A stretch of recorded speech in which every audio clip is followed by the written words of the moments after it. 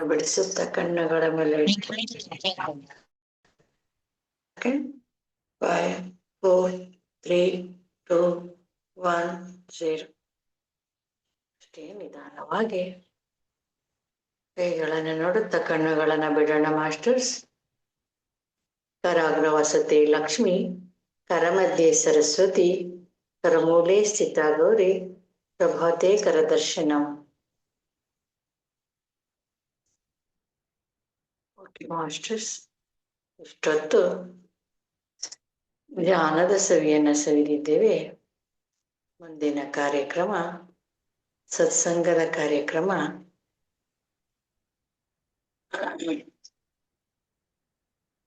ಈ ದಿನದ ಸತ್ಸಂಗವನ್ನ ನಡೆಸಿಕೊಡಲು ಬಂದಿದ್ದಾರೆ senior pyramid master Narendra Kumar sir ಅವರು. ಅವರಿಗೆ ಸ್ವಾಗತವನ್ನು ಕೋರೋಣ. ಮೊದಲು ಮಾಸ್ಟರ್ಸ್ ಎಲ್ಲರಿಗೂ ಶುಭ ಮುಂಜಾನೆ. ಮೊದಲಿಗೆ ಬ್ರಹ್ಮರ್ಷಿ ಪಿತಾಮಹ ಸುಭಾಷ್ ಪತ್ರಿಜಿ ಗುರುಗಳಿಗೆ ಮತ್ತು ಸ್ವರ್ಣಮಾಲಾ ಅಮ್ಮನವರಿಗೆ ನಮ್ಮ ಆತ್ಮಪೂರ್ವಕ ಪ್ರಣಾಮಗಳನ್ನು ಸಲ್ಲಿಸೋಣ ಮಾಸ್ಟರ್ಸ್. ಹಾಗೆ ಪಿರಮಿಡ್ ಕಾಲ್ ಸರ್ವಿಸ್ ಬೆಂಗಳೂರು ಅರ್ಪಿಸುವ ಈ ಕಾರ್ಯಕ್ರಮಕ್ಕೆ ನಿಮಗೆಲ್ಲರಿಗೂ ಸ್ವಾಗತ, ಸುಸ್ವಾಗತ. ಈ ದಿನದ ಸ್ವಾಧ್ಯಾಯ ಕಾರ್ಯಕ್ರಮವನ್ನ ನಡೆಸಿಕೊಡಲು ಬಂದಿದ್ದಾರೆ ನರೇಂದ್ರ ಕುಮಾರ್ ಸರ್ ಅವರಿಗೂ ಶುಭೋದಯ ಹಾಗೂ ಸ್ವಾಗತ, ಸುಸ್ವಾಗತ. Welcome to you master sir. Thank you ಅಮ್ಮ. Thank you sir, thank you so much. Over to you sir. Okay, ಮೊದಲಿಗೆ ಸದ್ಗುರುಗಳಾದಂತಹ ಪಿತಾಮಹ ಪತ್ರಿಜಿಯವರಿಗೆ ಹಾಗೆ ನನ್ನ ಜ್ಞಾನ ಗುರುಗಳಾದಂತಹ ತವರ್ತಿ ದಂಪತಿಗಳಿಗೆ ಶರಣಾರ್ಥಿ ತಿಳಿಸುತ್ತಾ, ಜೂಮ್ನಲ್ಲಿ ಅಥವಾ ಯೂಟ್ಯೂಬ್ ನಲ್ಲಿ ಯಾರು ಈ ಕಾರ್ಯಕ್ರಮವನ್ನ ವೀಕ್ಷಿಸ್ತಾ ಇದ್ದೀರಾ, ಎಲ್ಲಾ ನನ್ನ ಶರಣ ಬಂಧುಗಳಿಗೂ ಭಕ್ತಿಪೂರ್ವಕ ಶರಣಾರ್ಥಿಗಳು. ಚಿತ್ತವೃತ್ತಿಗಳು ನಮ್ಮಲ್ಲಿ ಹೇಗೆ ಉಂಟಾಗುತ್ತದೆ ಅನ್ನೋದ್ರ ಬಗ್ಗೆ ಒಂದೊಂದೇ ತಿಳ್ಕೊಂತ ಇದ್ವಿ. ಅವು ಯಾವ್ಯಾವ ರೀತಿ ಅಂತ: ಪ್ರಮಾಣ, ವಿಪರ್ಯ, ವಿಕಲ್ಪ, ನಿದ್ದೆ, ಸ್ಮೃತಿ. ಈಗ ಐದು ರೀತಿಯಲ್ಲಿ ನಮಗೆ ಚಿತ್ತವೃತ್ತಿಗಳು ತಯಾರಾಗುತ್ತೆ ಅಂತ ತಿಳ್ಕೊಂಡಿದ್ದೆ. ಯಾವ್ಯಾವು? ಪ್ರಮಾಣ, ವಿಪರ್ಯ, ವಿಕಲ್ಪ, ನಿದ್ದೆ, ಸ್ಮೃತಿ ಅಂತ.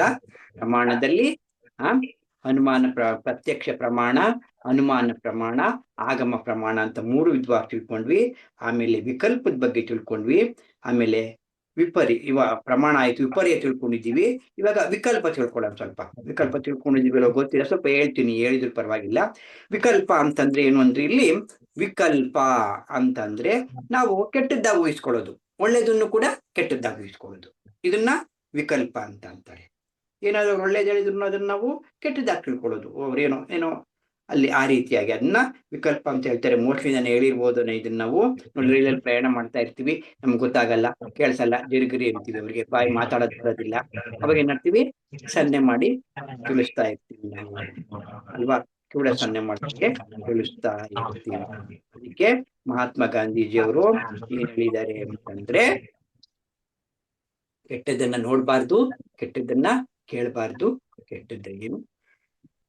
ಕೆಟ್ಟದ್ದು ಮಾತಾಡಬಾರ್ದು, ಕೆಟ್ಟದ್ದು ಕೇಳಬಾರ್ದು, ಕೆಟ್ಟದ್ದು ನೋಡ್ಬಾರ್ದು ಅಂತ ಹೇಳಿದ್ದಾರೆ. ಅದು ವಿಕಲ್ಪ. ಇನ್ನ ಇವತ್ತು ಇನ್ನೊಂದು ನಿದ್ದೆಯಲ್ಲಿ ಯಾವ ರೀತಿಯಾಗಿ ಪತಂಜಲಿ ಹೇಳಿದ್ದಾರೆ, ನಿದ್ದೆಯಲ್ಲಿ ಯಾವ ರೀತಿಯಾಗಿ ನಮ್ಗೆ ಚಿತ್ತಗಳು ತಯಾರಾಗುತ್ತೆ ಅನ್ನೋದಕ್ಕೆ. ಅಂದ್ರೆ ಇಲ್ಲಿ ನೋಡಿ, ನಿದ್ದೆ ಅಂತಕ್ಕಂಥದ್ದು ಭಗವಂತ ಕೊಟ್ಟಿರ್ತಕ್ಕಂಥ ಒಂದು ವರ. ನಿದ್ದೆ ಅನ್ನೋದೇನು ಭಗವಂತ ಕೊಟ್ಟಿರ್ತಕ್ಕಂಥ ಒಂದು ವರ. ಅದಕ್ಕೆ ರಾತ್ರಿ ಮಾಡಿರೋದು ಭಗವಂತನ ಸೃಷ್ಟಿಯಲ್ಲಿ. ರಾತ್ರಿಯಲ್ಲಿ ನಿದ್ದೆ ಮಾಡ್ಬೇಕು, ಹಗಲಲ್ಲಿ ದುಡಿಬೇಕು. ಹಗಲು ಮತ್ತು ರಾತ್ರಿಯ ಮಧ್ಯದಲ್ಲಿ ಧ್ಯಾನ ಮಾಡ್ಬೇಕು. ರಾತ್ರಿ ಕಣ್ತುಂಬ ನಿದ್ದೆ ಮಾಡ್ಬೇಕು. ನಿದ್ದೆ ಮಾಡದೇ ಇದ್ರೆ ನಮ್ಗೆ ಧ್ಯಾನ ಸರಿ ಹೋಗಲ್ಲ. ರಾತ್ರಿ ಹೊತ್ತು ನಮ್ಮ ಲೌಕಿಕ ಜೀವನಕ್ಕೆ ಏನ್ ಬೇಕು ಅದನ್ನ ಸರ್ ಮಾಡ್ಕೋಬೇಕು, ಸಂಜೋಡಿಸ್ಕೋಬೇಕು. ಲೌಕಿಕ ಜೀವನಕ್ಕೆ ಬೇಕು, ಹಣ ಬೇಕು. ಹಣ ಇಲ್ದ ಇದ್ರೆ ನಾವು ಏನು ನಡೆಯಲ್ಲ. ಇವಾಗ ಇಂದಿನ ಕಾಲದ ಜೀವನದ ಪದ್ಧತಿಯೇ ಬೇರೆ, ಈಗಿನ ಕಾಲದ ಜೀವನ ಪದ್ಧತಿಯೇ ಬೇರೆ. ನೋಡಿ ಇವಾಗ ನಾನು ಇಲ್ಲಿ ಮಾತಾಡ್ಬೇಕು ಅಂದ್ರೂ ಕೂಡ ಮೊಬೈಲ್ ತಗೋಬೇಕು ಅಂದ್ರೂ ಕೂಡ ದುಡ್ಡು ಬೇಕು. ಮೊಬೈಲ್ ತಗೋಬೇಕು ಅಂದ್ರೆ ದುಡ್ಡು ಬೇಕೇ ಬೇಕಲ್ಲ, ಅಲ್ವಾ? ಅಂದ್ರೆ ಹಿಂದಿನ ಕಾಲದಲ್ಲಿ ಹಂಗೆ ನೋಡೋರು, ಮೊಬೈಲ್ ಇರಲಿಲ್ಲ, ಎಲ್ಲೋ ನಡೆಯೋದನ್ನ ಹಂಗೆ ನೋಡೋರು. ಇವಾಗ ಟಿವಿ ಮೊಬೈಲ್ ಏನ್ ಬಂದಿದೆ ಅಲ್ಲಿ, ಅದಕ್ಕೆ ಸಂಜಯ ಸಾಕ್ಷಿ. ಸಂಜಯ ನಿಮ್ಗೆ ಧೃತರಾಷ್ಟ್ರನಿಗೆ ಎಕ್ಸ್ಪ್ಲೇನ್ ಮಾಡಿ ಹೇಳಿದ್ನಲ್ವಾ, ಎಲ್ಲೋ ನಡೀತಾ ಇರ್ತಕ್ಕಂಥ ಕುರುಕ್ಷೇತ್ರ ಯುದ್ಧದಲ್ಲಿ ಏನೇನ್ ನಡೀತಾ ಇದೆ ಅದೆಲ್ಲವನ್ನು ಎಕ್ಸ್ಪ್ಲೇನ್ ಮಾಡಿ ಹೇಳ್ದ ಸಂಜಯ್. ನೋಡಿ ಅಲ್ಲಿ ಎಷ್ಟು ಇದೇನ್ ಟಿವಿ ಮೊಬೈಲು ಏನು ಹೊಸದೇನಲ್ಲ, ಇದು ಹೊಸದೇನಲ್ಲ, ಇದು ಅವಾಗ್ಲೇ ಕಂಡುಹಿಡಿದಿದ್ರು, ಬಹಳ ದಿನದಿಂದನೇ ಕಂಡುಹಿಡಿದಿದ್ರು ಅದನ್ನ. ಆ ಶಕ್ತಿಯನ್ನ ವೇದವ್ಯಾಸರು ಸಂಜಯನ್ ಕೊಟ್ಟಿದ್ರು. ಧೃತರಾಷ್ಟ್ರ ಕುರುಡ, ಮೋಹಿತ, ಕುರುಡ, ಎಲ್ಲನೂ ಕೂಡಾನೆ, ಅವನ ಕಣ್ಣು ಕೂಡಾನೆ, ಮನಸ್ಸು ಕೂಡಾನೆ ಅವನಿಗೆ. ಅದಕ್ಕೆ ಅವನ್ನ ಧೃತ ರಾಷ್ಟ್ರ, ಬೇರೆಯವ್ರದ್ದು ಧೃತ ರಾಷ್ಟ್ರ. ಧೃತ ಅಂದ್ರೆ ಬೇರೆ ರಾಷ್ಟ್ರದ ಬಗ್ಗೆ, ಬೇರೆ ರಾಜ್ಯದ ಬಗ್ಗೆ ಆಸೆ ಪಟ್ಟಿದ್ದಕ್ಕೆ ಒಂದು ಧೃತ ರಾಷ್ಟ್ರ ಅಂತಂದ್ರು. ಅವನಿಗೆ ಎಕ್ಸ್ಪ್ಲಾನ್ ಮಾಡಿ ಹೇಳ್ತಾನೆ, ಹಿಂಗೆ ನೋಡಿ ಮೋಹ ಹೆಂಗಿರುತ್ತೆ ಅಂದ್ರೆ, ಯುದ್ಧದಲ್ಲಿ ನಡೀತಾ ಇರ್ಬೇಕಾದ್ರೆ ಅವನು ಏನ್ ಕೇಳ್ತಾನೆ ಅಂದ್ರೆ, ಸಂಜಯ, ಅಲ್ಲಿ ಧರ್ಮಕ್ಷೇತ್ರ ಆದಂತಹ ಕುರುಕ್ಷೇತ್ರದಲ್ಲಿ ನಮ್ಮವರು ಪಾಂಡವರು ಏನ್ ಮಾಡ್ತಿದ್ದಾರೆ ಅಂತ ಹೇಳ್ತಾನೆ. ಯುದ್ಧ ಮಾಡ್ತಕ್ಕಂಥ ಆಕಾಂಕ್ಷಿಗಳು ನಮ್ಮವರು ಮತ್ತೆ ಪಾಂಡವರು ಅಂತ ಹೇಳ್ತಾನೆ. ಪಾಂಡವರು ಬೇರೆನಾ? ನೋಡಿ ಒಂದ್ ಮನ್ಸಲ್ಲಿ ಹೆಂಗಿದೆ. ಕುರುಡ, ನಮ್ಮವರು ಮತ್ತು ಪಾಂಡು, ಧರ್ಮಕ್ಷೇತ್ರೇ ಕುರುಕ್ಷೇತ್ರೇ ಯುಯುತ್ಸುಹು. ಏನ್ ಮಾಡಿದ್ರು ಅಲ್ಲಿ ಯುದ್ಧ ಆಕಾಂಕ್ಷಿರೋರು ಏನೇನ್ ಮಾಡು ಸಂಜಯ ಅಂತಾನೆ. ಎಷ್ಟು ಮೋಹ ಅಲ್ವಾ? ಅದಕ್ಕೆ ಅವನಿಗೆ ಧೃತರಾಷ್ಟ್ರ ಅಂತ ಹೆಸರು ಅವ್ರಿಗೆ.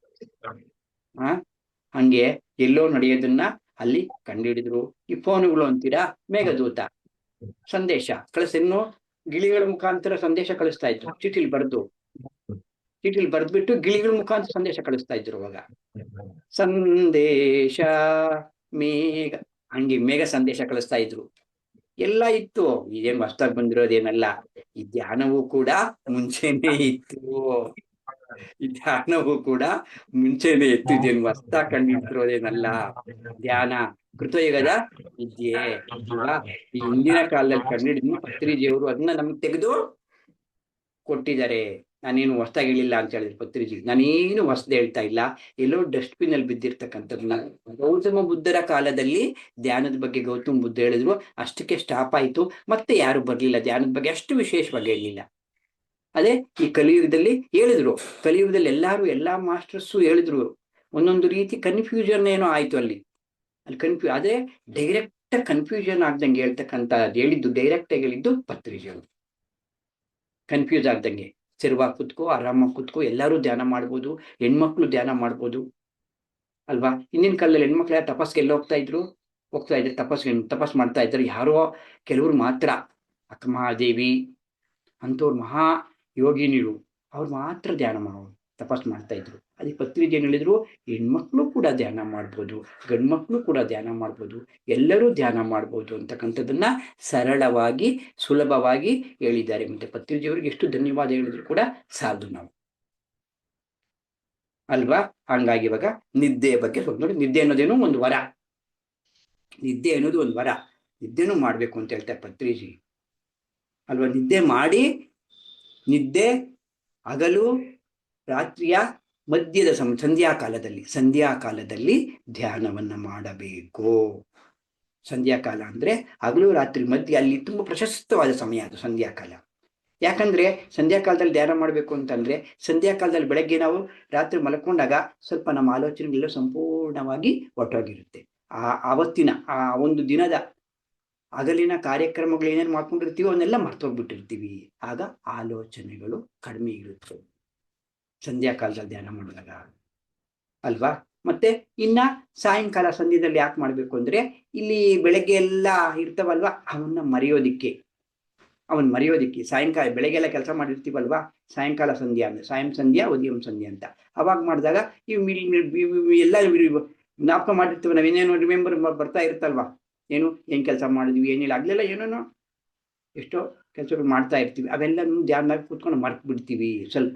ಸ್ವಲ್ಪ ಮರ್ತಾಗ ನಿದ್ದೆ ಹೋದಾಗ ಇನ್ನು ಪೂರ್ತಿ ಮರ್ತು ಹೋಗ್ತೀವಿ. ಇದು ಕಾರಣ ಅಲ್ವಾ. ಅದಕ್ಕೆ ಏನ್ ಹೇಳ್ತಾರೆ ಇಲ್ಲಿ, ನಿದ್ದೆಯಲ್ಲಿ ಕೂಡ ನಮ್ಗೆ ಶಕ್ತಿ ಬರುತ್ತೆ, ಇಲ್ಲ ಅನ್ನಲ್ಲ. ನಿದ್ದೆಯಲ್ಲಿ ಕೂಡ ಶಕ್ತಿ ಬರುತ್ತೆ, ನಿದ್ದೆಯಲ್ಲಿ ಕನಸುಗಳು ಕೂಡ ಬರುತ್ತೆ. ನಿದ್ದೆಯಲ್ಲಿ ಕನಸು ಕಾಣ್ದಂಗಿರೋರು ಯಾರು ಇಲ್ಲ ಅಲ್ವಾ. ಏನೇನೋ ಕನಸು ಬರ್ತಾ ಇರುತ್ತೆ. ಆ ಕನಸುಗಳು ಕೂಡ ನಮ್ಮ ಚಿತ್ತದಲ್ಲಿ ವೃತ್ತಿಯಾಗ್ತವೆ. ಕನಸು ನೋಡ್ರಿ, ಕನಸು ಅಂದಿದ್ದಕ್ಕೆ ಒಂದು ಅಕ್ಕ ಮಹಾದೇವಿಯ ವಚನ ನೋಡಿ. ನಾವೇನ್ ಕನಸು ಕಾಣ್ತಾ ಇರ್ತೀವಿ, ನಮ್ದೇನೋ ಕನಸು, ನಮ್ದೇನೋ ಆಸೆ ಆಕಾಂಕ್ಷೆಗಳು, ಏನೋ ಒಂದು ಬೇಕು, ಸಂಸಾರದಲ್ಲಿ ಹಣ ಬೇಕು, ಮಗನಿಗೇನೋ ಕೆಲಸ ಸಿಕ್ಬೇಕು, ಏನೋ ಒಂದು ಪ್ರಾಪಂಚಿಕ ಆಸೆಗಳನ್ನೇ ಕೇಳ್ತಾ ಇರ್ತೀವಿ. ಆಸೆ ಅಂದಿದ್ದಕ್ಕೆ ಅಕ್ಕ ಕನಸು ಅಂದಿದ್ದಕ್ಕೆ ನೋಡಿ, ನಿದ್ದೆಯಲ್ಲಿ ಗಾಢ ನಿದ್ದೆಯಲ್ಲಿ ಕೂಡ ಇಂದ್ರಿಯಗಳು ಕೆಲಸ ಮಾಡೋದಿಲ್ಲ. ಈ ಗಾಢ ನಿದ್ದೆ ಅಲ್ದಂಗೆ ಮಾಮೂಲಿ ಕೆಲಸ ಮಾಡ್ತಾ ಇರುತ್ತೆ. ಅಕ್ಕ ಏನ್ ಹೇಳಿದ್ದಾರೆ ಇದಕ್ಕೆ ಅಂದ್ರೆ, ಅಕ್ಕ ಕೇಳವ್ವ ನಾನೊಂದ ಕನಸ ಕಂಡೆ, ಅಕ್ಕ ಕೇಳವ್ವ ನಾನೊಂದ ಕನಸ ಕಂಡೆ, ಅಕ್ಕಿ ಅಡಿಕೆ ಓಲೆ ತೆಂಗಿನ ಕಾಯ ಕಂಡೆ, ಅಕ್ಕಿ ಅಡಿಕೆ ಓಲೆ ತೆಂಗಿನ ಕಾಯ ಕಂಡೆ, ಅಕ್ಕ ಕೇಳವ್ವ ನಾನೊಂದ ಕನಸ ಕಂಡೆ, ಚಿಕ್ಕ ಚಿಕ್ಕ ಜಡೆಯುಳ್ಳ ಸುಲಪಲ್ಲಿ ಗೊರವನು ಮನೆಗೆ ಭಿಕ್ಷುಕಕ್ಕೆ ಬಂದುದ ಕಂಡೆ, ಅಕ್ಕ ಕೇಳವ್ವ ನಾನೊಂದ ಕನಸ ಕೊಂಡೆ, ಮಿಕ್ಕು ಮೀರಿ ಓಬನ ಬೆಂಬೆತ್ತಿ ಕೈ ಹಿಡಿದೆ ನವ್ವ, ಮಿಕ್ಕು ಮೀರಿ ಓಬನ ಬೆಂಬೆತ್ತಿ ಕೈ ಹಿಡಿದೆ ನವ್ವ, ಅಕ್ಕ ಕೇಳವ್ವ ನಾನೊಂದ ಕನಸ ಕಂಡೆ, ಚನ್ನಮಲ್ಲಿಕಾರ್ಜುನನ ಕಂಡು ಕಣ್ತೆರೆದೆ ನವ್ವ. ನೋಡಿ ಹೇಳಿದ್ರು ಪತ್ರಿಕೆ, ಏನ್ ಹೇಳಿದ್ರು, ನೀನು ಆಲೋಚನೆ ಮಾಡ್ತಾ ಇರ್ತೀಯ, ಯಾವ್ದೆಲ್ಲ ಕನಸಲ್ಲಾಗ್ಲಿ ಆಲೋಚನೆ ಮಾಡಿದಾಗ 90 ಆಲೋಚನೆಗಳು ಕೆಟ್ಟ ಆಲೋಚನೆಗಳೇ ಬರ್ತವೆ, 92 ಅದು ಇನ್ನು 8 10 ಒಳ್ಳೆ ಆಲೋಚನೆಗಳು ಬರ್ತವೆ ಅಂದ್ಲು. ಅಕ್ಕ ಏನ್ ಆಲೋಚನೆ ಬಂತು, ಅಕ್ಕನಿಗೆ ಏನ್ ಕನಸು ಕಂಡ್ಲು ಅಕ್ಕ ನೋಡಿ, ಎಷ್ಟು ಚೆನ್ನಾಗಿ ಹೇಳ್ತಾಳೆ ಅಕ್ಕ. ಅಂದ್ರೆ ಅಕ್ಕ ಕೇಳವ್ವ ನಾನು ಕನಸು ಕಂಡೆ. ಏನ್ ಕನಸು ಕಂಡೆ, ಅಕ್ಕಿ ಅಡಿಕೆ ಓಲೆ ತೆಂಗಿನ ಕಾಯ ಕಂಡೆ. ಅಂದ್ರೆ ಇಲ್ಲಿ ಅಕ್ಕಿ ಅಡಿಕೆ ಓಲೆ ತೆಂಗಿನಕಾಯಿ ಇವು ಶುಭ ಸಂಕೇತಗಳಿವು, ಶುಭ ಸಂಕೇತಗಳನ್ನ ಅಂತ ಒಳ್ಳೆಯ ವಸ್ತುಗಳನ್ನ ಕಂಡೆ ನಾನು, ಶುಭ ಸಂಕೇತಗಳು. ಮತ್ತೆ ಸೂಲಪಲ್ಲಿ ಗೊರವನು ಮನೆಗೆ ಭಿಕ್ಷುಕಕ್ಕೆ ಬಂದುದ ಕಂಡೆ. ಸೂಲಪಲ್ಲಿ ಗೊರವ ಸಾಕ್ಷಾತ್ ಭಗವಂತ ಈಶ್ವರ ಇದ್ದಾನಲ್ವಾ, ಆ ಈಶ್ವರ ನಮ್ಮ ಮನೆಗೆ ಭಿಕ್ಷುಕ್ ಬಂದ, ಆ ತರ ಕನಸು ಕಂಡೆ ಅಂತ ಹೇಳ್ತಾಳಕ್ಕ. ಅವನ್ ಬಂದು ಭಿಕ್ಷುಕ್ ಬಂದ, ಆ ತರ ಕನಸನ್ನ ಕಂಡೆ ನಾನು. ಅವನ್ ಬೆಂಬೆತ್ತಿ ಹೋಗ್ತಾ ಇದ್ದೀನಿ, ಅವನ್ ಬೆಂಬೆತ್ತಿ ಮಿಕ್ಕು ಮೀರಿ ಓಬನ, ಅವನು ಓಡ್ತಾ ಇದ್ದಾನ, ಅವನು ಫಾಸ್ಟ್ ಆಗಿ. ಮಿಕ್ಕು ಮೀರಿ ಓಬನ ಬೆಂಬೆತ್ತಿ ಕೈ ಹಿಡಿದಿರ ಅಂತವನ್ನ ಓಡೋಗಿ ನಾನು ಅವನ ಹಿಂದೆ ಹೋಗಿ ಕೈ ಹಿಡ್ಕೊಂಡೆ ನಾನು ಅಂತ ಹೇಳ್ತಾಳಕ್ಕ. ಮಿಕ್ಕು ಮೀರಿ ಓಬನ ಬೆಂಬೆತ್ತಿ ಕೈ ಹಿಡಿದೆನವ್ವ, ಅಕ್ಕ ಕೇಳವ್ವ ನಾನೊಂದ ಕನಸ ಕಂಡೆ. ಚನ್ನಮಲ್ಲಿಕಾರ್ಜುನನ ಕಂಡು, ಇದೆಲ್ಲ ನೋಡ್ತಾ ಇದ್ರೆ ಚನ್ನಮಲ್ಲಿಕಾರ್ಜುನ ಕಂಡ ತಕ್ಷಣ ಕಣ್ಬಿಟ್ಟೆ ಅಂತ ಹೇಳ್ತಾರೆ. ಈ ರೀತಿಯಾಗಿ ಆ ರೀತಿಯಾದಂತ ಆಲೋಚನೆಗಳು ಬಂದಾಗ ಕೂಡ ನಮ್ಮ ಚಿತ್ತದಲ್ಲಿ ವೃತ್ತಿಗಳು ತಯಾರಾಗ್ತವೆ. ಒಳ್ಳೆ ಆಲೋಚನೆಗಳು ತಯಾರಾಗ್ತವೆ ಕನಸಲ್ಲಿ, ಕೆಟ್ಟ ಆಲೋಚನೆಗಳು ಕೂಡ ಅವೇ ತಯಾರಾಗ್ತಾ ಇರುತ್ತೆ. ಕನಸಲ್ಲಿ ಕಂಡವು ಧ್ಯಾನ ಕೂತ್ಕೊಂಡಾಗ ಅವೇ ಬರ್ತಾ ಇರುತ್ತೆ. ಆದ್ರೆ ಗಾಢ ನಿದ್ದೆಯಲ್ಲಿ ಏನಾಗುತ್ತೆ ಅಂತ ಹೇಳ್ತಾರೆ ಇಲ್ಲಿ ಪತಂಜಲಿಗಳು, ಗಾಢ ನಿದ್ರಾವಸ್ಥೆಯಲ್ಲಿ ಮನಸ್ಸು ಇಂದ್ರಿಯಗಳು ಕೆಲಸ ಮಾಡುವುದಿಲ್ಲ. ಗಾಢ ನಿದ್ರಾವಸ್ಥೆಯಲ್ಲಿ, ತುಂಬಾ ಗಾಢ ನಿದ್ರಾವಸ್ಥೆಯಲ್ಲಿ ಮನಸ್ಸು ಇಂದ್ರಿಯಗಳು ಕೆಲಸ ಮಾಡುವುದಿಲ್ಲ. ಯಾಕೆ ಕೆಲಸ ಮಾಡೋದಿಲ್ಲ ಅಂತಂದ್ರೆ, ಮನಸ್ಸು ಅಂದ್ರೆ ಗಾಢ ನಿದ್ರೆ ಹೋಗಿದ್ದಾಗ ನೀನು ಎಲ್ಲವನ್ನ ಮರ್ತು ಬಿಡ್ತೀಯ ಗಾಢ ನಿದ್ರೆಯಲ್ಲಿ ಅಲ್ವಾ. ಅದಕ್ಕೆ ಆ ಗಾಢ ನಿದ್ರೆ ಸಿಗುವುದು ಸ್ವಲ್ಪ ಸಮಯವೇ. ಕನಸಿಲ್ದಂಗೆ ಯಾರಿಗೂ ನಿದ್ದೆ ಬರಲ್ಲ, ಕನಸು ಬರ್ತಾನೆ ಇರ್ತವೆ. ಆ ಗಾಢ ನಿದ್ರೆ, ಕನಸಿಲ್ಲದ ನಿದ್ರೆ ಸ್ವಲ್ಪ ಸಮಯ ಮಾತ್ರ. ಅಲ್ಲಿ ಸ್ವಲ್ಪ ಸಮಯ, ಸ್ವಲ್ಪ ಆನಂದ ಸಿಗುತ್ತೆ. ಪತಂಜಲಿ ಹೇಳ್ತಾ ಇದ್ದಾರೆ ಇಲ್ಲಿ, ಗಾಢ ನಿದ್ದೆಯಲ್ಲಿ ಸ್ವಲ್ಪ ಆನಂದ ಸಿಗುತ್ತೆ. ಆಗ ಏನು ವಿಷಯಗಳು ತಿಳಿದಂತೆ ಅಲ್ಲಿ ನಾವು ಮಲ್ಕೊಂಡ್ಬಿಟ್ಟಿರ್ತೀವಿ. ಮತ್ತೆ ಅವಾಗ ಆ ಗಾಢ ನಿದ್ದೆಯಲ್ಲಿ ಬರುತ್ತೆ. ಆಮೇಲೆ ಮತ್ತೆ ಅವು ಗಾಢ ನಿದ್ರೆ ಅಲ್ದಂಗೆ ಜಾಗೃತಾವಸ್ಥೆಯಲ್ಲಿ ಯಾವ ವಿಷಯಗಳಾದ ಚಿತ್ತದಲ್ಲಿ ವೃತ್ತಿಯಾಗಿರುತ್ತೋ ಅವು ಮಾಮೂಲಿ ಗಾಢ ನಿದ್ರೆ ಅಲ್ದಂಗಿದ್ದ ಕನಸುಗಳಾಗಿ ಬರ್ತಾ ಇರುತ್ತೆ ನಮ್ಮಲ್ಲಿ. ಇಲ್ಲಿ ನಮ್ಗೆ ಚಿತ್ತದಲ್ಲಿ ವೃತ್ತಿಗಳು ತಯಾರಾಗಿರುತ್ತಲ್ವಾ, ದಿನಾನು ಏನೇನು ಕೆಲಸ ಮಾಡಿರ್ತೀವಿ ಏನಿಲ್ಲ ಅನ್ನೋದು ಅವು ನಿದ್ರಾವಸ್ಥೆಯಲ್ಲಿ, ಗಾಢ ನಿದ್ರಾವಸ್ಥೆಯಲ್ಲ, ಮಾಮೂಲಿ ನಿದ್ರಾವಸ್ಥೆಯಲ್ಲಿ ಅವೇ ಕನಸುಗಳಾಗಿ ಬರ್ತವೆ. ಆ ಕನಸಿನ ಮೂಲಕ ನಮ್ಮ ಆಸೆಗಳನ್ನ ಈಡೇರಿಸ್ಕೊಂತೀವಿ ನಾವು. ಕನಸಿನ ಮೂಲಕ ನೋಡಿ, ಮಲ್ಕೊಂಡಿರ್ತಾರೆ ಯಾರೋ ಮಲ್ಕೊಂಡಿರ್ತಾರೆ. ಮಲ್ಕೊಂಡಿದ್ದಾಗ ಒಬ್ರಿಗೆ ಯಾರೋ ಬಂದ್ರು, ನೆಕ್ಲೆಸ್ ಮಾಡಿಸ್ಕೊಂಡಿದ್ದೀನಿ ನಾನು, ಕೊರಳಿಗೆ ನೆಕ್ಲೆಸ್ ಮಾಡಿಸ್ಕೊಂಡು ಮದುವೆಗೆ ಹೋಗಿದ್ದೀನಿ, ಈ ತರ ಕನಸು ಬಿದ್ದಿರುತ್ತೆ. ನೆಕ್ಲೆಸ್ ಮಾಡ್ಕೊಂಡು ಮದುವೆಗೆ ಹೋಗಿ ಎಲ್ಲರಿಗೂ ತೋರಿಸ್ತಾ ಇದ್ದೀನಿ ನಾನು, ಅಬ್ಬಾ ನೋಡಿ ನಮ್ಮ ನೆಕ್ಲೆಸ್ ಹೆಂಗಿದೆ, ಹಂಗೆ ಮಾಡಿಸ್ದೆ, ಹಂಗೆ ಅಂತ ಎಲ್ಲ ತೋರಿಸ್ತಾ ಇದ್ರೆ ಮಲ್ಕೊಂಡಿರ್ತಾನೆ ಗಂಡ. ಎದ್ದೇಳು ಅಂದ್ರೆ ಕನಸ ಇದು ಅಲ್ವಾ, ಈ ಕನಸ ಅಂತಾನೆ. ಮತ್ತೆ ಗಂಡನ್ಗೆ ಯಾವ ತರ ಕಾರ್ ಕೊಂಡ್ಕೊಂಡಂಗೆ, ಕಾರಲ್ಲಿ ಓಡಾಡ್ದಂಗೆ.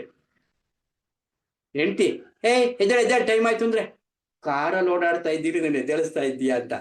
ಈ ರೀತಿಯಾಗಿ ಕನಸನ್ನ ಕಾಣ್ತಾ ಇರ್ತೀವಿ. ಕನಸಲ್ಲೂ ಕೂಡ ಎಷ್ಟೋ ಆಸೆಗಳನ್ನ ಈಡೇರಿಸ್ಕೊಂತ ಇದ್ದೀವಿ. ಕನಸಲ್ಲಿ ಆಸೆಗಳನ್ನ ಈಡೇರಿಸ್ಕೊಳ್ಳೋದು ಎಷ್ಟು ಸತ್ಯವೋ, ನಿಜ ಜೀವನದಲ್ಲಿ ನಾವು ಕಾಣುವುದು ಕೂಡ ಕನಸೇ. ಕಣ್ಣು ಮುಂದೆ ನಡೀತಾ ಇದ್ದಾವಲ್ಲ, ಗಂಡ ಹೆಂಡತಿ ಮಕ್ಕಳು, ಕಾರು ಬಂಗ್ಲೆ ಐಶ್ವರ್ಯ, ಇದು ಕೂಡ ಕನಸೆ. ಯಾಕೆ? ಅವು ಇಲ್ಲದ ಹಾಗೆ ಆಗ್ತವೆ, ಇರಲ್ಲ, ಅವು ನಮ್ ಜೊತೆ ಬರಲ್ಲ. ಅವು ಕನಸಲ್ಲಿ ಯಾವ ರೀತಿ ಅದು ಬರಲ್ವೋ, ಇವು ಕೂಡ ನಮ್ ಜೊತೆ ಬರಲ್ಲ, ಇದ್ದಂಗ ಅವೇ ಅಷ್ಟೇನೆ. ಇಲ್ಲಿ ನೋಡಿ, ಇದಕ್ಕೊಂದು ಎಕ್ಸಾಂಪಲ್ಲು. ಇವಾಗ ಹೆಂಡತಿ ಗಂಡ ಮಕ್ಕಳು ಅಂತೀವಿ. ಇವಾಗ ನಾವೊಂದು ಹೋಟ್ಲಿಗೆ ಹೋಗ್ತೀವಿ, ಏನೋ ಕೆಲಸ, ಇವಾಗ ಏನೋ ಒಂದು ಕೆಲಸ ಇರುತ್ತೆ, ಹೋಟ್ಲಿಗೆ ಹೋಗ್ತೀವಿ, ಅಲ್ಲಿ ಏನೋ ಆಫೀಸ್ ಕೆಲಸನ ಏನೋ ಇರುತ್ತೆ, ಅಲ್ಲಿ ಹೋಗಿ ಒಂದು 15 ದಿನ ತಂಗಿರ್ತೀವಿ. ಅಲ್ಲಿ ನಾವು 15 ದಿನ ಅಲ್ಲೇ ಜೊತೆ 15 ದಿನ ಜೊತೆಲಿದ್ದಾಗ ಎಲ್ಲ ಸ್ನೇಹಿತರಾಗಿ ಹೋಗ್ಬಿಡ್ತಾರೆ ಅವರು. ಅಲ್ಲಿರ್ತಕ್ಕಂಥವ್ರು ಸುತ್ತಮುತ್ತ ಪಕ್ಕದ್ರು 15 ದಿನ ಅಲ್ವಾ, ನಿಮ್ದು ಯಾವರು ಏನು ಒಂದೇ ಫ್ಯಾಮಿಲಿ ಅವರೇನೋ ಅನ್ನೋ ತರ ಕ್ಲೋಸ್ ಆಗೋಗ್ಬಿಡ್ತಾರೆ ಎಲ್ಲಾರುನು ಅಲ್ವಾ. ಹಂಗೆ ಅವರು ಎಷ್ಟೋ ನಮ್ಮನ್ನೇನು ಸದ್ಯ ಸಂಬಂಧನೇನೋ ನಂಗೆ. ಆಮೇಲೆ 15 ದಿನ ಆಗೋಯ್ತು, ಮತ್ತೆ ನೀನು ವಾಪಸ್ ಬಂದೆ, ಇದಾರ ಅವರಲ್ಲಿ ಅವ್ರ ಸಂಬಂಧ ಇರುತ್ತಾ? ಮರ್ತು ಹೋಗ್ಬಿಡ್ತೀಯ ಅವ್ರನ್ನ, ಜ್ಞಾಪಕ ಇಟ್ಕೊಂಡಿರ್ತೀಯ ನೀನು. ಎಷ್ಟೋ ಆಫೀಸ್ಗಳಿಗೆ ಹೋಗ್ತಾ ಇರ್ತೀಯ, ಅದ್ ಜ್ಞಾಪಕ ಇಟ್ಕೊಂಡಿರ್ತೀಯ. ಮನೆಗೆ ಬಂದ್ಮೇಲೆ ಏನ್ ಮಾಡ್ತೀಯಾ? ಅವು ಮರ್ತು ಹೋಗ್ತೀಯ. ಅದೇ ರೀತಿ ಅಲ್ಲಿರೋರೆಲ್ಲ ನೆಂಟ್ರು ನಿಷ್ಟ್ರು ಅನ್ಕೊಂಡಿರ್ತೀವಲ್ವಾ, ಈ ನಮ್ಮ ಸಂಸಾರದಲ್ಲಿಯೂ ಕೂಡ ಈ ಗಂಡ ಹೆಂಡತಿ ಮಕ್ಕಳು ಅವ್ರಂಗೇನೆ ಅತಿಥಿಗಳು. ಅರ್ಥ ಆಯ್ತಾ? ಮರ್ತೋಗ್ಬಿಡ್ತೀವಿ. ಇನ್ನ ಹಣ ಐಶ್ವರ್ಯದ ಬಗ್ಗೆ ಒಂದು ಎಕ್ಸಾಂಪಲ್ ಕೊಡ್ತೀನಿ. ಹಣ ಐಶ್ವರ್ಯ ಅಂತಂದ್ರೆ, ಇವಾಗ ನಾವು ಒಂದ್ ಕಡೆ ಎಲ್ಲ PGಗೆ ಹೋಗಿರ್ತೀವಿ, PGಲಿ ಕೆಲಸ ಮಾಡ್ತಾ ಇರ್ತೀವಿ. ಅಲ್ಲೊಂದು ಬೀರು ಇರುತ್ತೆ, ಒಂದು ಮಂಚ ಇರುತ್ತೆ, ಇನ್ನೊಂದೆಲ್ಲ ಇರುತ್ತೆ. ಅವ್ರು ಹೇಳ್ತೀವಿ, ನನ್ನ ರೂಮು ನನ್ನ ಮಂಚ, ನನ್ನ ರೂಮು ನನ್ನ ಮಂಚ ನನ್ನ ಬೀರು.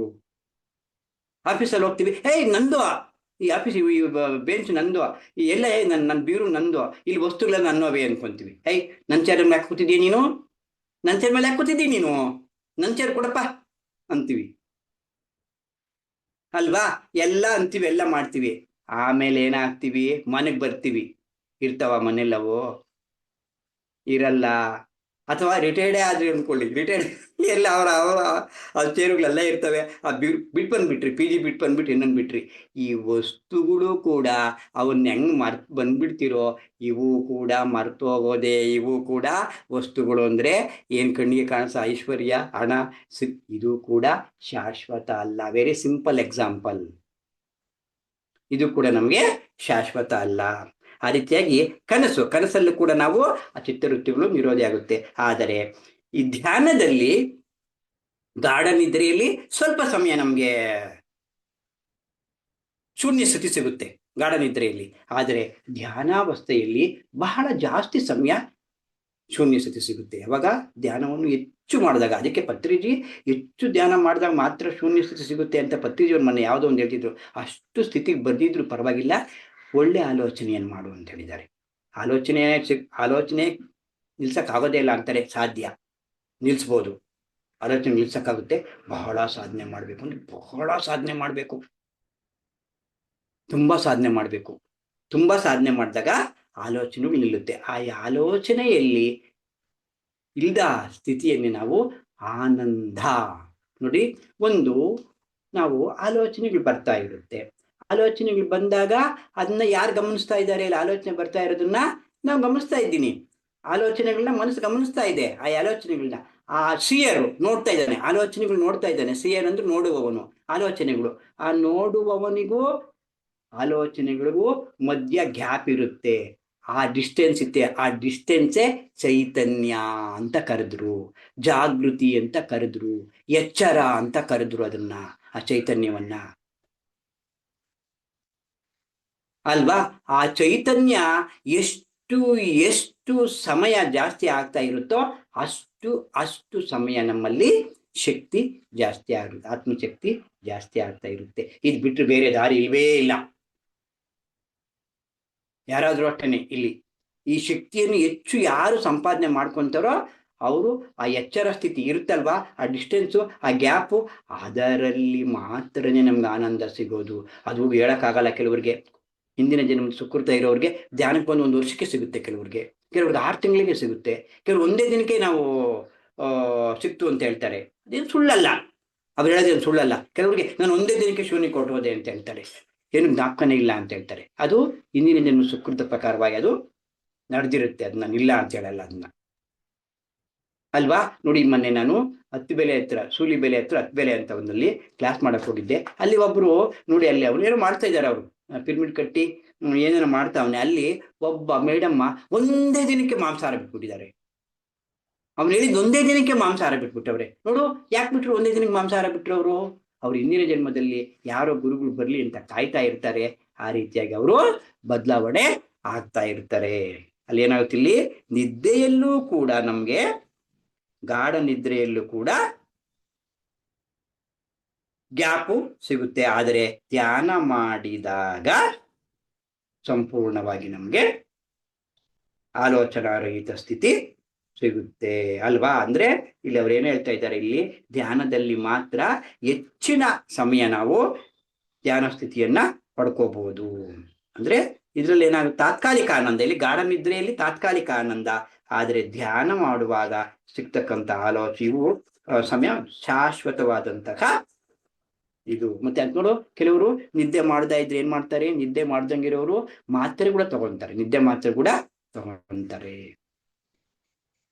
ನಿದ್ದೆ ಮಾತ್ರೆ ತಗೊಂಡು ನಿದ್ದೆ ಮಾಡೋರು ಇದ್ದಾರೆ, ನಿದ್ದೆ ಬರಲ್ಲ ಅಂತೇಳಿ, ಅಲ್ವಾ. ಅದು ಆಯಾಗಿದೆ ಅಂತಾರೆ, ಅದೆಲ್ಲ ಸರಿಯಾದ ಬೆಳವಣಿಗೆ ಅಲ್ಲ. ಹಾಗಾಗಿ ನಾವು ಇಲ್ಲಿ ಸಹಜವಾಗಿರ್ಬೇಕು, ಸಹಜವಾಗಿ ನಿದ್ದೆ ಮಾಡಬೇಕು. ಅದಕ್ಕೆ ಧ್ಯಾನ ಮಾಡಿದ್ರೆ ನಿದ್ದೆ ಕೂಡ ಚೆನ್ನಾಗಿ ಬರುತ್ತೆ, ಎಲ್ಲರಿಗೂ ಎಕ್ಸ್ಪೀರಿಯನ್ಸ್ ಆಗಿದೆ. ನೋಡಿ, ನಿದ್ದೆ ಬರ್ತಾ ಇದ್ರೆ ಒಂದು 10 ನಿಮಿಷ 15 ನಿಮಿಷ ಧ್ಯಾನ ಕೂತ್ಕೊಳ್ಳಿ, ಚೆನ್ನಾಗಿ ನಿದ್ದೆ ಬರುತ್ತೆ.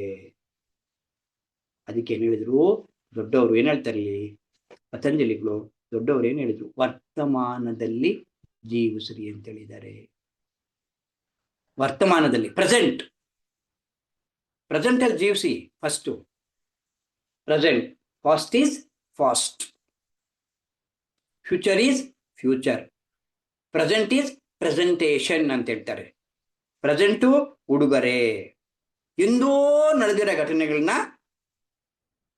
ನೆನಪು ಮಾಡಿಕೊಂಡು ಅವು ಕೂಡ ಚಿತ್ತದಲ್ಲಿ, ವರ್ತಮಾನದಲ್ಲಿ ಯಾಕೆ ಜೀವನ ಮಾಡು ಅಂತ ಹೇಳ್ತಾರೆ ಅಂತಂದ್ರೆ, ಹಿಂದೆ ನಡೆದೋಗಿರೋ ಘಟನೆಗಳನ್ನೆಲ್ಲ ನೋಡ್ಕೊಂಡು ಭಯ, ಆತಂಕ, ಅಯ್ಯೋ.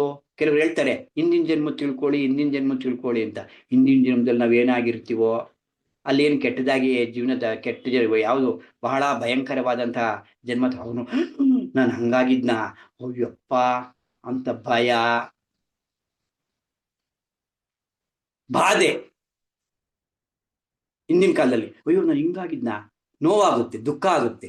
ಮುಂದೆ ಮುಂದೆ ಹಿಂಗಿರ್ತೀನಿ ಭಯ ಆಗುತ್ತೆ, ನಾನು ಮುಂದೆ ಹಿಂಗಿರ್ತೀನ ಅಂತ ಅವ್ನು ತಿಳ್ಕೊಂಡ್ರೆ. ಅದಕ್ಕೆ ನಮ್ಗೆ ಭಗವಂತ ಏನ್ ಕೊಟ್ಟಿದ್ದಾನೆ, ಮರವನ್ನು ಕೊಟ್ಟಿದ್ದಾನೆ.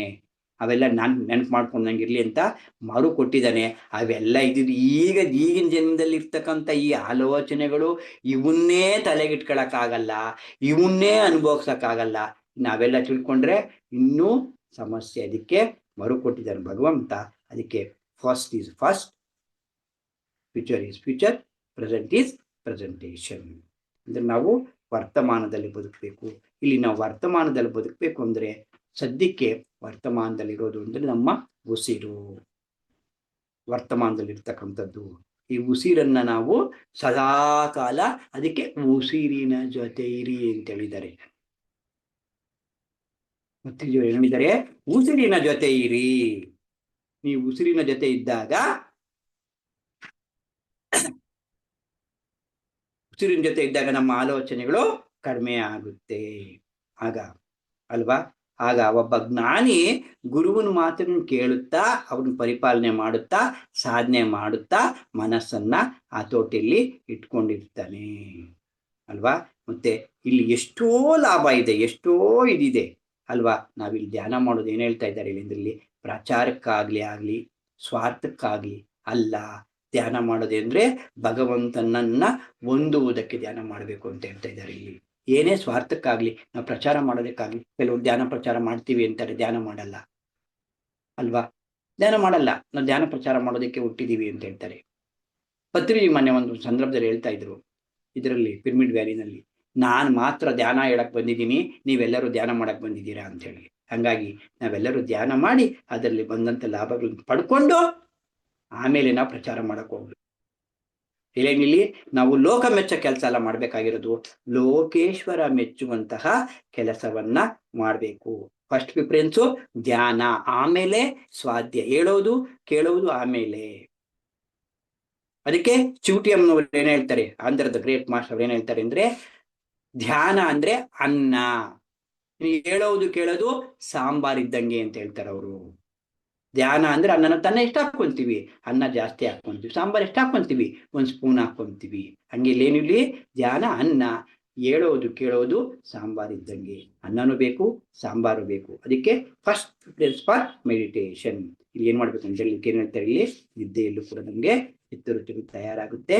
ಹಾಗಾಗಿ ಗಾಢ ನಿದ್ರೆಯಲ್ಲಿ ಚಿತ್ತವೃತ್ತಿಗಳು ಇರೋದಿಲ್ಲ, ಆದರೆ ಧ್ಯಾನದಲ್ಲಿ ಶಾಶ್ವತವಾಗಿ ಬಹಳ ಸಮಯ ಆನಂದ ಸ್ಥಿತಿ ನಮ್ಗೆ ಸಿಗುತ್ತದೆ.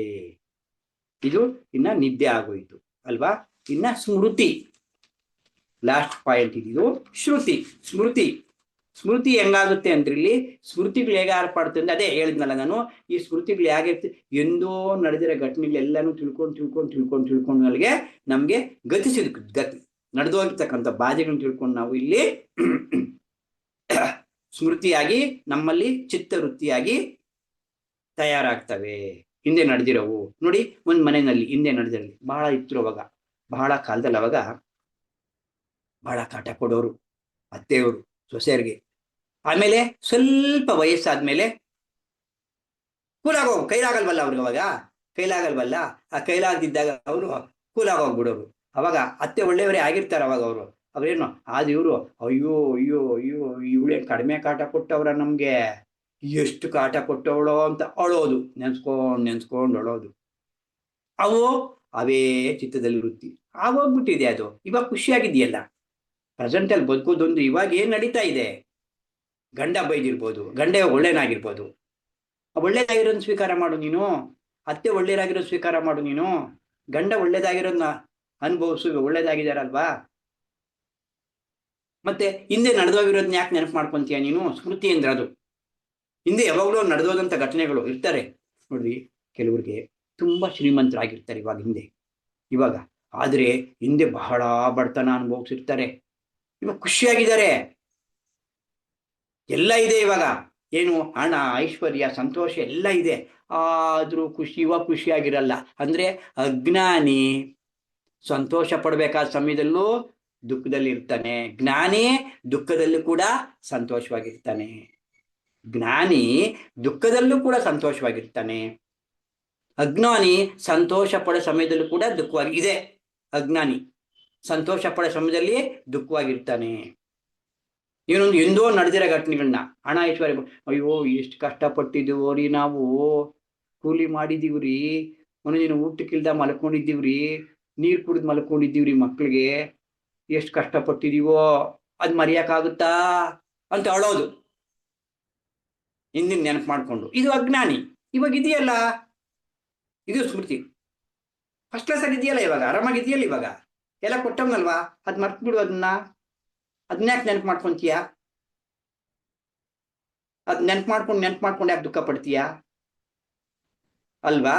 ಅದು ನೀನ್ ಮರ್ತೋಗ್ಬಿಡು ಅಲ್ವಾ? ಇದು ಹೆಂಗಾಗುತ್ತೆ ಅಂದ್ರೆ, ಇಲ್ಲಿ ಯಾರೇ ಮೇಲೆ ನಾವು ದ್ವೇಷ ಸಾಧನೆ ಮಾಡಿದಾಗ ಅವರು ಒಳ್ಳೆಯವರು, ಅವ್ರು ಒಳ್ಳೆಯವರು. ಯಾರಾದ್ರೂ ದ್ವೇಷ ಸಾಧನೆ ಮಾಡಿದ ಅತ್ತೆ ಒಂದು ಸ್ವಲ್ಪ ಒಳ್ಳೆ ತರ ತೋರಿಸಿದ್ದಾರೆ ಅಂತಂದ್ರೆ ಅಲ್ಲಿ ಅವರು ಸೊಸೆನೂ ಒಳ್ಳೆಯವರಾಗ್ತಾರೆ. ನೋಡ್ರಿ, ಒಂದು ಊರಲ್ಲಿ ಅತ್ತೆ ಸೊಸೆ ಇದ್ರಂತೆ. ಅತ್ತೆ ಸೊಸೆ ಇದ್ರೆ ಅತ್ತೆ ಬಹಳ ಕಿರುಕುಳ ಕೊಡೋಳಂತೆ, ಅತ್ತೆ ಕಾಟ ಕೊಡೋಳಂತೆ. ಸೊಸೆ, ಅಯ್ಯೋ ಇವ್ರು ಸತ್ತೋದ್ರೆ ಸಾಕಪ್ಪ, ಇವ್ರು ಏನ್ ಕಾಟ ಕೊಡ್ತಾಳಪ್ಪ, ಇವಳು ಸತ್ತೋದ್ರೆ ಸಾಕು ಅಂತ ಬಹಳ ನೋವು ತಿಂತಾ ಇದ್ಲಂತೆ. ಬಹಳ ನೋವು ತಿಂತಾ ಇದ್ರೆ ಆಗ ಗುರುಗಳ ಹತ್ರ ಹೋದ್ಲಂತೆ. ಯಾರೊಬ್ರು ಸಾಧುಗಳು ಬಂದಿದ್ರಂತೆ. ಆ ಸಾಧುಗಳು ಬಂದಿದ್ದಾಗ ಗುರುಗಳ ಹತ್ರ ಹೋದ್ರೆ ಅವ್ರು ಹೇಳಿದ್ರಂತೆ, ಏನಮ್ಮ ನಿನ್ ಸಮಸ್ಯೆಯಿಂದ? ಅಯ್ಯೋ ನಮ್ಮ ಅತ್ತೆ ಜಾಸ್ತಿ ಕಾಟ ಕೊಡ್ತಾ ಇದ್ದಾರೆ, ನಮ್ಗೆ ಏನಾದ್ರೂ ಮಾಡಿ ನಮ್ಮ ಅತ್ತೆ ಸತ್ತೋಗಂಗೆ ಔಷಧಿ ಕೊಡಿ ಸ್ವಾಮಿ, ಏನಾದ್ರೂ ಮಾಡಿ ಅಂತ ಹೇಳಿದ್ಲಂತೆ. ಸರಿನಮ್ಮ, ಕೊಡ್ತೀನಿ, ನಿಮ್ಮ ಅತ್ತೆ ಸತ್ತೋಗಂಗಿನಿ ಔಷಧಿ ಕೊಡ್ತೀನಿ. ಅದು ಒಂದೇ ದಿನ ಕೆಲಸ ಮಾಡಲ್ಲಮ್ಮ, ನಿಧಾನಕ್ಕೆ ಕೆಲಸ ಮಾಡುತ್ತೆ. ದಿನ ಸ್ವಲ್ಪನಲ್ಲೇ ಹಾಲ್ನಲ್ಲೋ ಕಾಫಿನಲ್ಲೋ ಎಂದೆಲ್ಲಾದ್ರೂ ಹಾಕಿ ಕೊಡು ಅಂತ ಹೇಳ್ತಾಳಂತೆ. ಹೌದಾ, ಹಾಗೆ ಆಯ್ತು, ಹಂಗೆ ಮಾಡ್ತೀನಿ ಅಂತೇಳಿ ಅವಾಗ ಆಯಮ್ಮ ಕೊಟ್ರಂತೆ. ಸ್ವಲ್ಪನೇ ಕೊಡ್ತಾ ಇದ್ಲಂತೆ.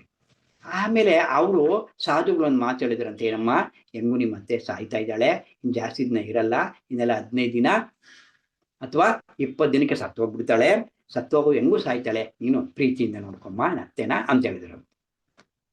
ಆಗ ಆಯ್ತು ಸ್ವಾಮೀಜಿ, ಹಂಗೆ ನೋಡ್ಕೊಂತೀನಿ ಅಂತೇಳಿ ಅವಾಗ ಅತ್ತೆಯನ್ನ ಪ್ರೀತಿಯಿಂದ ನೋಡ್ಕೊಳಕ್ ಶುರು ಮಾಡಿದ್ರಂತೆ. ಆಗ ಪ್ರೀತಿಯಿಂದ ನೋಡಕ್ ಶುರು ಮಾಡ್ಕೊಂಡ್ರೆ ಅತ್ತೆನೂ ಇವ್ರನ್ನ ಪ್ರೀತಿಯಿಂದ ನೋಡಕ್ ಶುರು ಮಾಡಿದ್ಲಂತೆ. ಅವ್ರಿಬ್ರಲ್ಲಿ ಏನ್ ಮಧ್ಯ ಗ್ಯಾಪ್ ಇತ್ತು ಅದೇನು ಇಲ್ಲ, ಅವ್ರದ್ದು ಒಬ್ರಿಗೊಬ್ರಿಗೆ ಘರ್ಷಣೆ ಇಲ್ಲ ಆಯ್ತಲ್ಲಿ. ತುಂಬಾ ಪ್ರೀತಿ ಶುರು ಮಾಡ್ಬಿಟ್ಟ ಅತ್ತೆ. ಅಯ್ಯೋ ನನ್ನ ಸೊಸೆ ಎಷ್ಟು ಚೆನ್ನಾಗಿ ನೋಡ್ಕೊಂತಾ ಇದ್ದಾಳೆ, ಹಂಗಾರ್ದಾಗ ಅವಾಗ ಅವಳು ಓಡೋದ್ಲಂತೆ ಸಾಧು ಹತ್ರ, ಸ್ವಾಮಿ ನಮ್ಮ ಅತ್ತೆ ಬಹಳ ಚೆನ್ನಾಗಿ ನೋಡ್ಕೊಂತಾ ಇದ್ದಾಳೆ ಸ್ವಾಮಿ, ಅಯ್ಯೋ ನಮ್ಮ ಅತ್ತೆ ಸತ್ತೋಗ್ಬಾರ್ದು ಸ್ವಾಮಿ, ಏನಾದ್ರೂ ಸತ್ತೋಗ್ದಂಗೆ ಮತ್ತೆ ಕೊಟ್ಟಿದ್ದೀರಿ ಔಷಧಿ, ಮತ್ತೆ ಆ ಔಷಧಿ ವಾಪಸ್ಸು ಮತ್ತೆ ಸತ್ತೋಗ್ದಂಗೆ ಏನಾದ್ರೂ ಔಷಧಿ ಕೊಡಿ ಸ್ವಾಮಿ, ಅದಕ್ಕೆ ಕೊಟ್ಟಿದ್ದೀರಾ ಸ್ವಾಮಿ ಅಂತ ಅಂದ್ಲಂತೆ. ಆಗ ಅವ್ರು ಸ್ವಾಮೀಜಿ ಹೇಳಿದ್ರಂತೆ, ಇಲ್ಲಮ್ಮ, ನಾನು ನಿಮ್ಮ ಅತ್ತೆಗೆ ಆ ಔಷಧಿ ಕೊಡ್ಲಿಲ್ಲ, ಸತ್ತೋಗ ಔಷಧಿ ಕೊಡ್ಲಿಲ್ಲ, ಯಾವುದೋ ಒಂದು ಶಕ್ತಿಯುತವಾದಂತ ಯಾವುದೋ ಒಂದು ಬೇರು ಕೊಟ್ಟಿದ್ದೀನಿ ಅಷ್ಟೇ ಆಯ್ತು, ನಿಮ್ಗೆ ಸಹಾಯ ಕೊಡ್ಲಿಲ್ಲ ಅಂದ್ರೆ. ಹಂಗೆ ಒಬ್ಬರಲ್ಲಿ ಪ್ರೀತಿ ತೋರಿಸಿದಾಗ ಅವರು ಕೂಡ ನಮ್ಮಲ್ಲಿ ಪ್ರೀತಿ ತೋರಿಸ್ಬೇಕು, ಸ್ಮೃತಿ ಮಾಡ್ಕೋಬಾರ್ದು. ಯಾಕಿದೆ ಹೇಳಿದೆ ಅಂದ್ರೆ, ನಾನು ಹಿಂದೆ ನಡೆದಿರೋದು ಸ್ಮೃತಿ ಮಾಡ್ಕೋಬಾರ್ದು.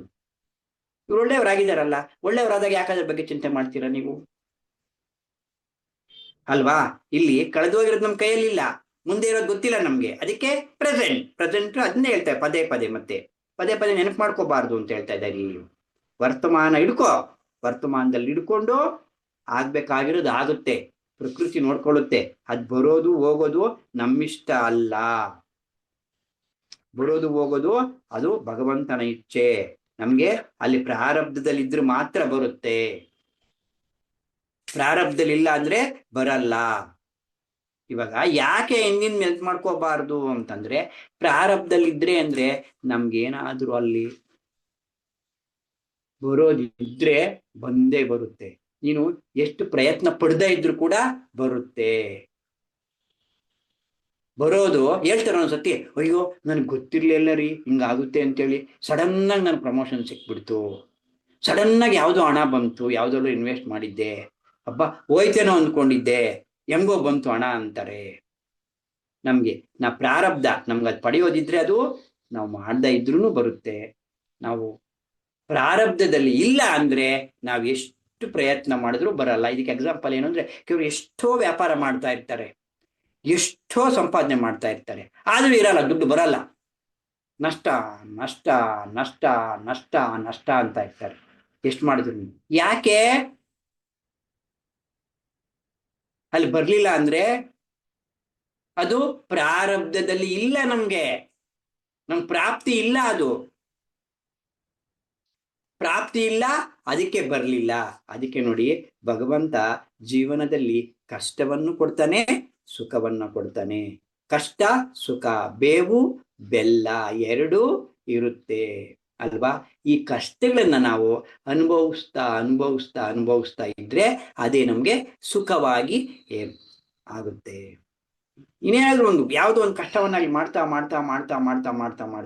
ಅಲ್ಲಿ ನಿನಗೆ ಲಾಭ ಬರುತ್ತೆ. ಜನ ಹೇಳ್ತಾರೆ, ತಿಂತ ಬೇವಿನಕಾಯಿ ಕೂಡ ಸಿಹಿ ಆಗುತ್ತೆ ಅಂತ ಹೇಳ್ತಾರೆ.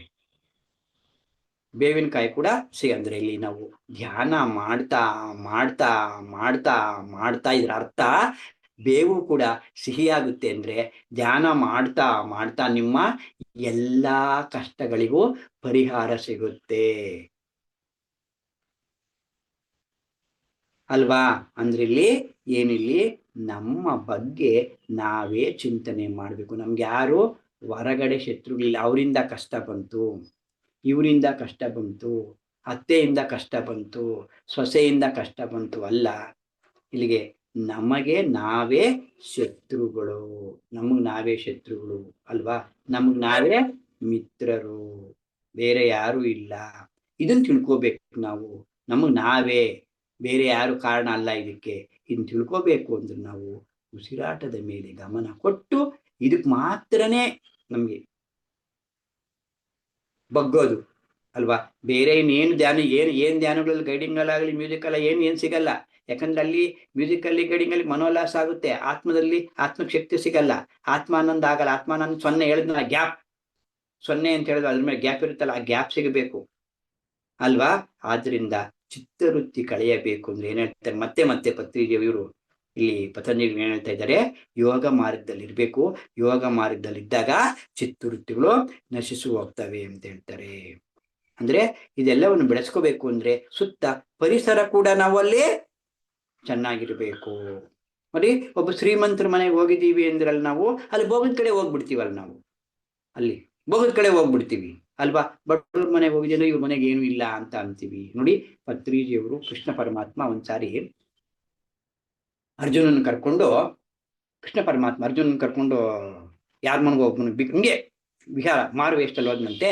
ಅಲ್ಲಿ ಮಾರು ವೇಷದಲ್ಲಿ ಹೋದಾಗ ಅಲ್ಲಿ ಒಬ್ಬ ಮನೆಗೆ ತುಂಬಾ ಬಡವರಂತೆ, ಅವರು ಮುದುಕಿ 5-6 ಜನ ಮಕ್ಕಳಂತೆ. ತುಂಬಾ ಬಡವರು ಅಂದ್ರೆ ತುಂಬಾ ಬಡವರು. ಆಗ ಅವ್ರು ಹೋಗಿ ಊಟ ಕೊಡಮ್ಮ ಭಿಕ್ಷಾಂದೇಹಿ ಅಂದ್ರಂತೆ. ಕೊಡ್ತೀನಿ ತಡಿ ಸ್ವಾಮೀಜಿ, ಕೊಡಿ ಸ್ವಾಮೀಜಿ, ಕೊಡ್ತೀನಿ ಅಂತೇಳಿ ಅಲ್ಲಿ ಅವರು ಮಾಡ್ತಕ್ಕಂಥ ಊಟವನ್ನ ಇವ್ರಿಗೆ ಕೃಷ್ಣನ್ಗೂ ಅರ್ಜುನ್ಗೂ ಕೊಟ್ಲಂತೆ. ಆಗ ಕೃಷ್ಣ ಹಾಳಾಗೋಗು ಅಂತ ಶಾಪ ಕೊಟ್ಟನಂತೆ. ಹಾಳಾಗೋಗು ಅಂತ ಶಾಪ ಕೊಟ್ಟನಂತೆ. ಅಷ್ಟ ಆಯ್ತಲ್ಲಿ, ಹಾಳಾಗೋಗು ನೀನು ಅಂತನ. ಅಲ್ಲಿಂದ ಬಂದ್ರಂತೆ, ಮತ್ತೆ ಇನ್ನೊಂದು ಮನೆಗೆ ಹೋದ್ರಂತೆ. ನಾಶ ಆಗೋಗು ಅಂತ ಹೇಳ್ಬಿಟ್ರಂತೆ ಅಲ್ಲಿ ಕೃಷ್ಣ. ನೀನ್ ನಾಶ ಆಗೋಗ್ಲಿ, ನೀನು ವಂಶ ನಾಶ ಆಗೋಗ್ಲಿ ಅಂತ.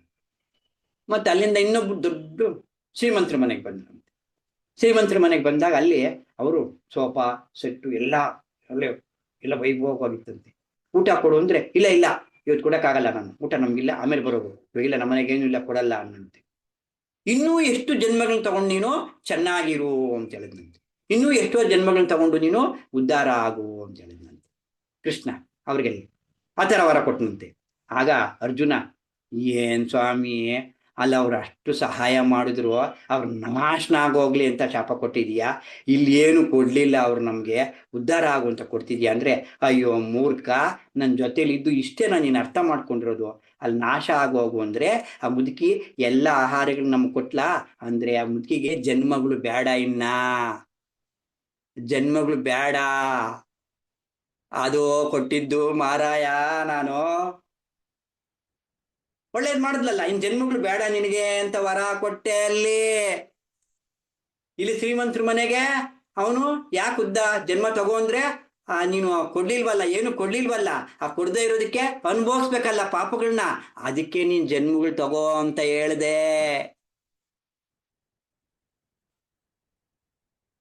ಅಂತ ಹೇಳಿದ್ನಂತೆ ಕೃಷ್ಣ. ಅರ್ಜುನ ಕೃಷ್ಣನ್ ಜೊತೆಲೇ ಇದ್ದಾರೆ. ಏನ್ ಹೇಳ್ತಾರೆ, ಹಬ್ಬ ಆ ಮಾಸ್ಟರ್ ಜೊತೆ ಹೋದೆ, ಆ ಮಾಸ್ಟರ್ ಮುಟ್ಕೊಂಡೆ, ಈ ಮಾಸ್ಟರ್ ಮುಟ್ಕೊಂಡೆ, ಪತ್ರಿಜಿನ್ ಮುಟ್ಕೊಂಡೆ, ನಂಗೆ ಎನರ್ಜಿ ಬಂತು. ಹೆಂಗ್ರಿ ಬರುತ್ತೆ? ಅರ್ಜುನ ಕೃಷ್ಣನ್ ಪಕ್ಕದಲ್ಲೇ ಇದ್ದ, ಏನು ಗೊತ್ತಾಗ್ಲಿಲ್ಲ ಅವನಿಗೆ. ಅರ್ಜುನ ಅರ್ಜುನನೇ, ಕೃಷ್ಣ ಕೃಷ್ಣನೇ. ಅದಕ್ಕೆ ಪತ್ರಿ ಏನ್ ಹೇಳ್ತಾರೆ, ನನ್ನ ಪಾದಗಳನ್ನ ಹಿಡ್ಕೋಬೇಡಪ್ಪ, ನನ್ನ ಪದಗಳನ್ನ ಹಿಡ್ಕೋಬೇಕು ಅಲ್ವಾ? ಆ ರೀತಿಯಾಗಿ ಚಿತ್ತವೃತ್ತಿಗಳು ಹೋಗ್ಬೇಕು ಅಂದ್ರೆ ನಾವು ಧ್ಯಾನ ಮಾಡ್ಬೇಕು. ಎಷ್ಟೆಷ್ಟೋ ವಿಧವಾಗಿ ಹೇಳ್ತಾ ಇದ್ದಾರೆ. ಏನೇ ಹೇಳಿದ್ರು ಏನೇ ಮಾಡಿದ್ರು ಮುಖ್ಯವಾದಂತಹ ಇಲ್ಲಿ ಮೆಸೇಜ್ ಏನು ಅಂದ್ರೆ, ಇವತ್ತು ನನ್ನ ಮೆಸೇಜ್ ಕೊಡೋದು ನಿಮ್ಗೆ, ಏನು ಕೇಳುವುದು ಹೇಳುವುದಕ್ಕೂ ಸಮಯವಿಲ್ಲ. ಧ್ಯಾನ ಮಾಡುವುದಕ್ಕೆ ಸಮಯವನ್ನ ಉಪಯೋಗಿಸ್ಕೋಬೇಕು. ಹೇಳೋದಕ್ಕೆ ಕೇಳೋದು ಆಗೋಯ್ತು, ಹೇಳಿದ್ದು ಕೇಳಿದ್ದು. ಇನ್ನೆಲ್ಲ ಓನ್ಲಿ ಪ್ರಾಕ್ಟೀಸ್ ಆಫ್ ಮೆಡಿಟೇಷನ್ ಅಷ್ಟೇ ಹೇಳೋದು ನಾನು ಎಲ್ಲರೂ. ಧ್ಯಾನ ಧ್ಯಾನ ಧ್ಯಾನ ಧ್ಯಾನ ಧ್ಯಾನ, ಸಾಧನೆ ಸಾಧನೆ ಸಾಧನೆ ಸಾಧನೆ. Okay, thank you thank you thank you. ಶರಣು ಶರಣು ಶರಣಾರ್ಥಿ.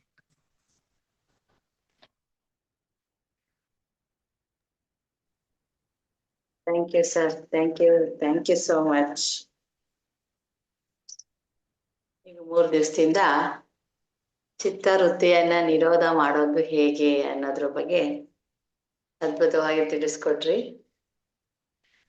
ಇವತ್ತು ಎಲ್ಲ ಕೊನೆ ಲಾಸ್ಟ್ ವಿಕಲ್ಪ, ಒಳ್ಳೆಯದನ್ನ ಕೂಡ ಕೆಟ್ಟದಾಗಿ ತಿಳಿದುಕೊಳ್ಬಹುದು, ಕೆಟ್ಟದ್ದನ್ನ ಕೇಳಬಾರ್ದು, ಕೆಟ್ಟದ್ದನ್ನ ಮಾತಾಡಬಾರ್ದು, ಕೆಟ್ಟದ್ದನ್ನ ನೋಡ್ಬಾರ್ದು ಅಂತ.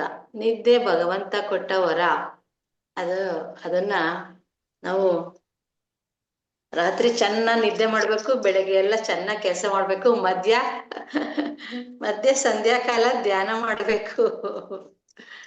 ಬೆಳಗ್ಗೆ ಸಾಯಂಕಾಲ ಸಂಧ್ಯಾಕಾಲಗಳು ಬರುತ್ತಲ್ಲ, ಹಗಲು ರಾತ್ರಿಯ ಸಂಧ್ಯಾಕಾಲ ಮಧ್ಯ ಟೈಮಲ್ಲಿ ನಾವು ಧ್ಯಾನವನ್ನ ಮಾಡ್ಬೇಕು.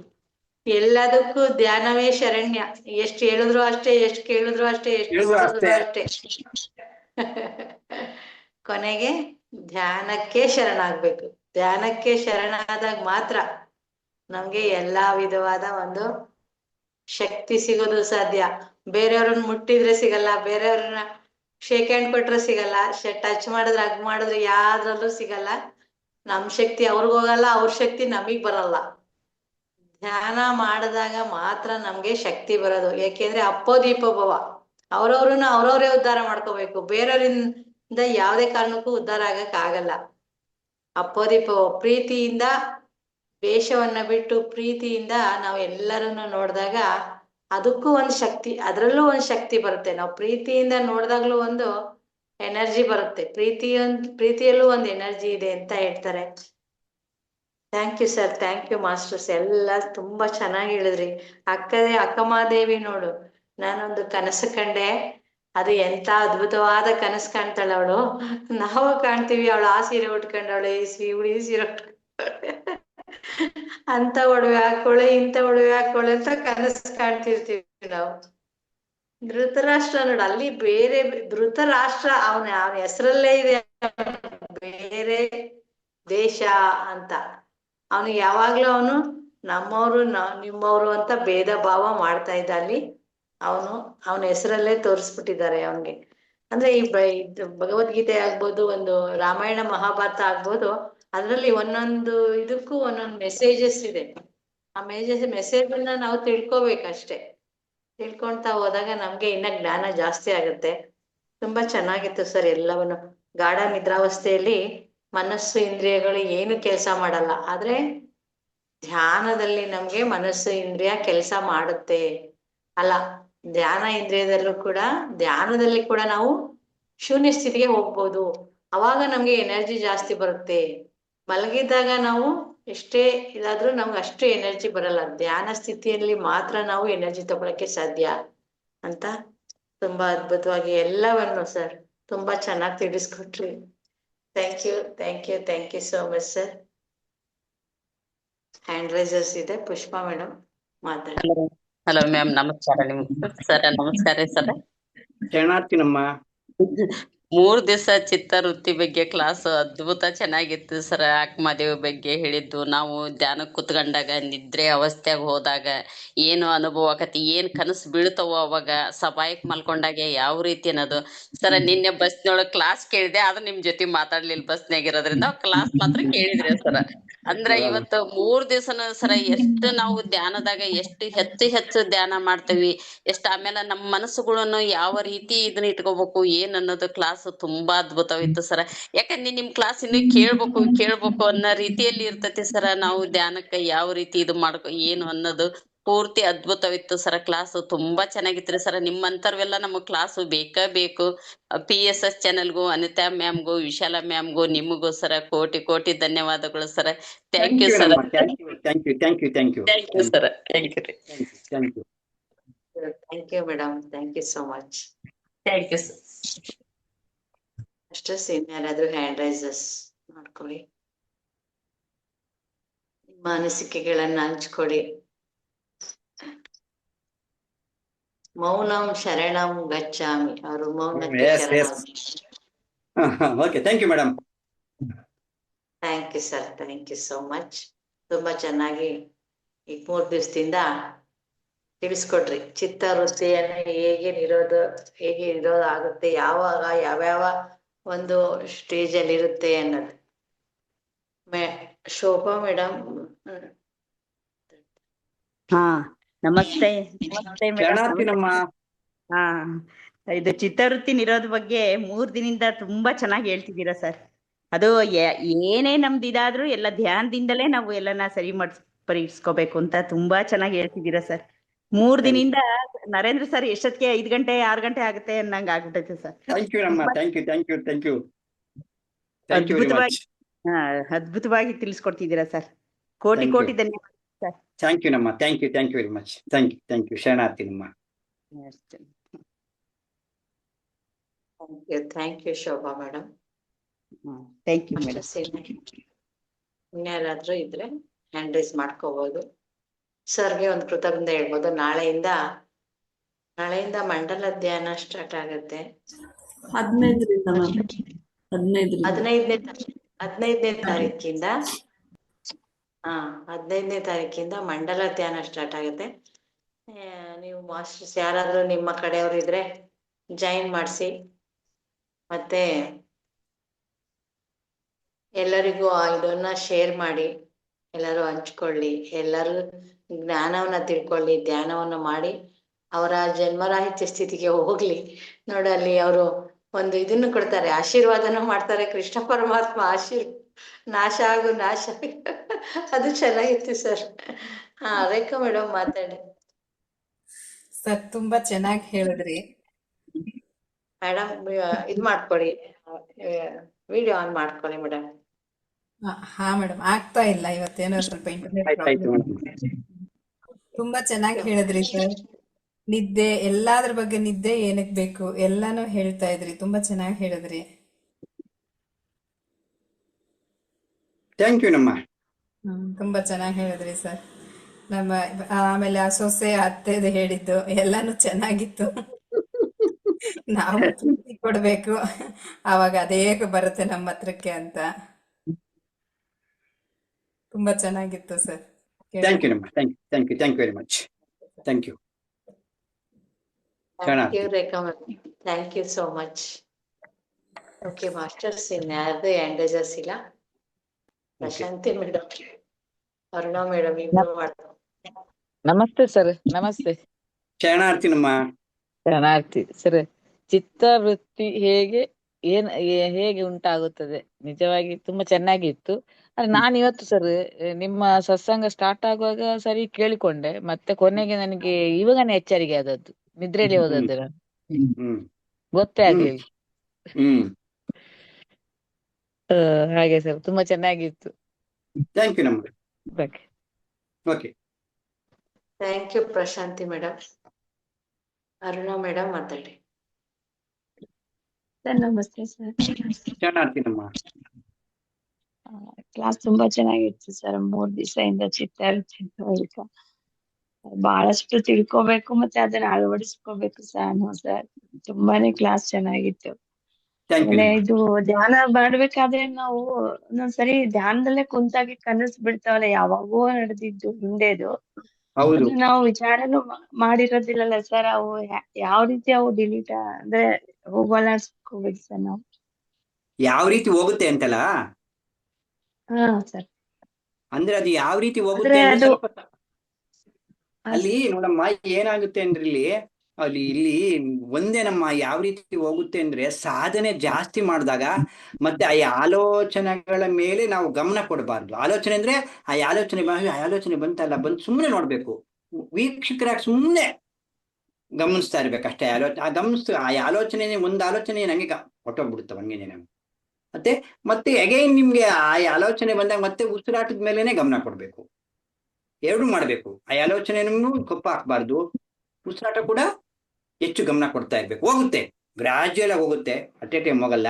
ನೋಡಿ, ನೀವು 1 ಗಂಟೆ ಧ್ಯಾನದಲ್ಲಿ 60 ಆಲೋಚನೆ ಬಂದ್ರೆ 2ನೇ ಗಂಟೆ ಧ್ಯಾನದಲ್ಲಿ 40 ಆಲೋಚನೆ ಬರುತ್ತೆ. 3ನೇ ಗಂಟೆ ಧ್ಯಾನದಲ್ಲಿ 20 ಆಲೋಚನೆ ಬರುತ್ತೆ. 4ನೇ ಗಂಟೆ ಧ್ಯಾನದಲ್ಲಿ, ಅದಕ್ಕೆ 4 ಗಂಟೆ ಧ್ಯಾನ ಮಾಡ್ಬೇಕು ಅಂತ ನಾನು ಹೇಳೋದು. ನೀವೆಲ್ಲ 1 ಗಂಟೆ ಧ್ಯಾನ ಮಾಡ್ಬಿಟ್ಟು ನಮ್ಗೆ ಆಲೋಚನೆ ಹೋಗುತ್ತೆ ಅಂದ್ರೆ ಹೋಗಲ್ಲಮ್ಮ. ಇಲ್ಲ ಸರ್, ಇಲ್ಲ ಅಂದ್ರೆ ಬೆಳಿಗ್ಗೆ ಕೂತ್ಕೊಂಡಿರ್ತೀವಿ ಸರ್. ಅಲ್ವಾ? ಅದಕ್ಕೆ ನಾನು ಏನ್ ಹೇಳ್ತಾ ಇದ್ದೀನಿ ಅರುಣಮ್ಮ, ಇಲ್ಲಿ ನಾನೇನ್ ಹೇಳ್ತಾ ಇದ್ದೀನಿ ಅಂದ್ರೆ ಕಂಟಿನ್ಯೂಸ್ ಆಗಿ ಧ್ಯಾನ ಮಾಡ್ಬೇಕು ಅಂತ. ಅದಕ್ಕೆ ನಾನು ಹೇಳೋದು ಕಂಟಿನ್ಯೂಸ್ ಆಗಿ ಧ್ಯಾನ ಮಾಡ್ಬೇಕು. ನಿಮ್ ಮಧ್ಯಾಹ್ನ 1 ಗಂಟೆ ಮಾಡ್ತೀನಿ, ಸಾಯಂಕಾಲ 1 ಗಂಟೆ ಮಾಡ್ತೀನಿ, ಬೆಳಗ್ಗೆ 1 ಗಂಟೆ ಮಾಡ್ತೀನಿ ಅಂದ್ರೆ ಆ ಧ್ಯಾನದಲ್ಲಿ ಏನೋ ಸ್ವಲ್ಪ ಬರುತ್ತೆ, ಅಷ್ಟೇ ಬರುತ್ತೆ. ಅದಕ್ಕೆ ಕಂಟಿನ್ಯೂಸ್ ಆಗಿ ಮಾಡ್ಬೇಕು ಧ್ಯಾನ. It is procedure. ಚಿತ್ತವೃತ್ತಿ ನಿರೋಧದಿಂದ ಅದೇ, ಚಿತ್ತವೃತ್ತಿ ನಿರೋಧ ಕಡಿಮೆ ಆಗ್ಬೇಕು ಅಂತಂದ್ರೆ ನೀವು ಫಸ್ಟ್ ಕೂತ್ಕೊಂಡಿರ್ತೀವಿ, ಆಮೇಲೆ ಸ್ವಲ್ಪ ಕಡಿಮೆ ಆಗುತ್ತೆ, ಆಮೇಲೆ ಇನ್ನೂ ಸ್ವಲ್ಪ ಕಡಿಮೆ ಆಗುತ್ತೆ. ನೋಡಿ, ಇವತ್ತೊಂದು ಎಕ್ಸ್ಪೀರಿಯನ್ಸ್ ನಂದು. ನಾನು ಧ್ಯಾನ ಮಾಡ್ಬೇಕಾದ್ರೆ ನಾನು ಪದ್ಮಾಸನಲ್ಲಿ 108 ಸ್ವಾಮೀಜಿಗಳು ಏನ್ ಹೇಳಿದ್ದಾರೆ ಅಂದ್ರೆ, ಒಂದು ಆಸನದಲ್ಲಿ, ಒಂದು ಯೋಗಾಸನದಲ್ಲಿ ಅರ್ಧ ಗಂಟೆ ನೀನು ಕೂತಿದೀಯ ಅಂದ್ರೆ ಆಸನ ಜಯ ಆಗಿದೆ ಅಂತನ. ಇವಾಗ ಯಾವ್ದಾದ್ರು ಒಂದು ಯೋಗಾಸನ ಆಗ್ತೀವಲ್ವಾ, ಅದೇ ಆಸನದಲ್ಲಿ ಅರ್ಧ ಗಂಟೆ ಇರ್ಬೇಕು ಅಂತ. ನೋಡೋಣ ತಡಿ ಅಂತ ನಾನು ಧ್ಯಾನ ಮಾಡೋದು. ಇವತ್ತು ನನ್ಗೆ ಯಾವಾಗ 3:30 ಎಚ್ಚರ ಆಯ್ತು. ನೋಡೋಣ ತಡಿ ಅಂತ ಹೆಂಗೋ ನನ್ಗೆ ಗೊತ್ತಿಲ್ದಂಗೆ ಪದ್ಮಾಸನ ಹಾಕೊಂಡೆ. 1 ಗಂಟೆ ಕೂತ್ಕೊಂಡಿದ್ದೆ, ಪದ್ಮಾಸನ ಹಾಕೊಂಡಿದ್ದೇನೆ. 1 ಗಂಟೆ ಪದ್ಮಾಸನ ಹಾಕೊಂಡೆ ಕೂತ್ಕೊಂಡಿದ್ದೆ ಕರೆಕ್ಟ್ ಆಗಿ, ಅಲ್ವಾ? ಇದು ಮನ್ಸಿಗೆ ಸೆಂಡ್ ಮಾಡ್ಬೇಕಷ್ಟೇ. ನಾವು ಮೈಂಡಿಗೆ ಸೆಂಡ್ ಮಾಡ್ಬಿಟ್ರೆ ಯಾವುದು ಮನುಷ್ಯನಿಗೆ ಹೇಳ್ತಾರಲ್ಲ, ಮನಸ್ಸಿಗಿಂತೂ ದೊಡ್ಡದು ಯಾವುದು ಇಲ್ಲ ಅಂತ ಹೇಳ್ತಾರೆ. ಮನಸ್ಸಿಗಿಂತ ನಾವು ಮನಸ್ಸು ಮಾಡಲ್ಲ ಅಷ್ಟೇನೇನೆ, ಅಲ್ವಾ? ಇವಾಗ ನೀನು ಬರ್ತಾ ಇದೆ ಯೋಚನೆಗಳು, ನೀನ್ ಸ್ವಲ್ಪ ಸಮಯ ಜಾಸ್ತಿ ಮಾಡ್ಕೊಮ್ಮ, ನೀನ್ ಧ್ಯಾನ ಸಮಯ ಜಾಸ್ತಿ ಮಾಡ್ಕೊಮ್ಮ. ಅರ್ಥ ಆಯ್ತಾ? ಯಾರು ಇವಾಗ ಹ್ಯಾಂಡ್ ರೈಸ್ ಮಾಡಿದ್ರಲ್ಲ ಅವರು, ಧ್ಯಾನ ಸಮಯ 1 ಕಾಲ್ ಗಂಟೆನ ಜಾಸ್ತಿ ಮಾಡ್ಕೊಂಡು, ನೀನ್ ಜಾಸ್ತಿ ಮಾಡಕ್ ಆಗಿದ್ರು ಹೋಗ್ಲಿ, 1 ಕಾಲ್ ಗಂಟೆ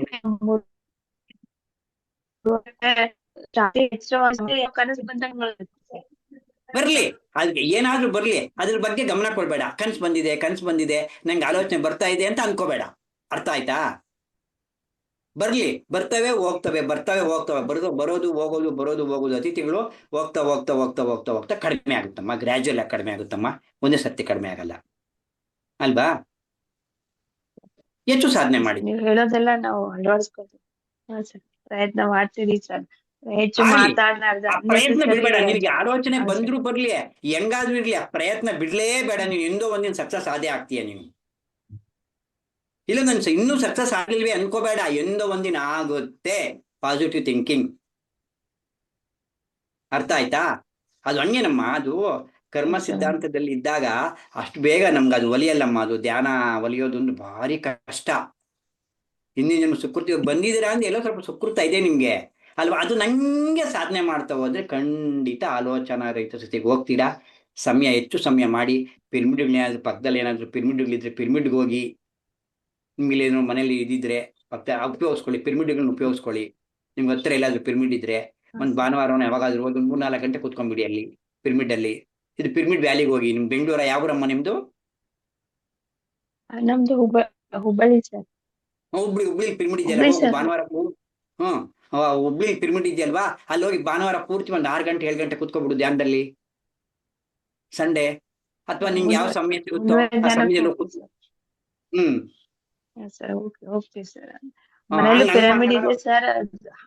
ಇರ್ಲಿ. ಆ ಫ್ಯಾಮಿಲಿಗೆ ನೀನ್ ಕೆಲಸ ಎಲ್ಲ ನೋಡ್ಕೊಂಡೆ ಹೋಗಮ್ಮ. ನಾನ್ ಫ್ಯಾಮಿಲಿ ಬಿಡು ಅಂತ ಹೇಳಿಲ್ಲ. ಇಲ್ಲ ಸರ್, ಎರಡು ಮಾಡ್ಬೇಕಲ್ಲ ಸರ್. ಅಲ್ಲಿ ಇರ್ಲಿ. ಅದರಲ್ಲಿ ಎಷ್ಟು ಸಿಗುತ್ತೋ ಅಷ್ಟು ಸಮಯ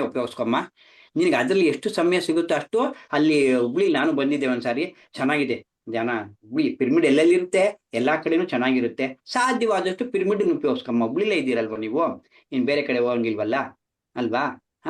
ಅಲ್ಲೋಗಿ ಸಮಯ ಮಾಡ್ಕೊಂಡು ಅಲ್ಲಿ ಪಿರಮಿಡ್ ಅಲ್ಲಿ ದಿನ ಯಾವಾಗ ಸಮಯ ಸಿಕ್ಕಾಗ ಸ್ವಲ್ಪ ಹೆಚ್ಚು ಧ್ಯಾನ ಮಾಡ್ಕೊಂಬ. ಪಿರಮಿಡ್ ಅಲ್ಲಿ ಒಂದ್ 3 ಗಂಟೆ 4 ಗಂಟೆ ಹಂಗೆ ಯಾವಾಗ ಸಮಯ ಸಿಕ್ಕಾಗ ಅವಾಗ.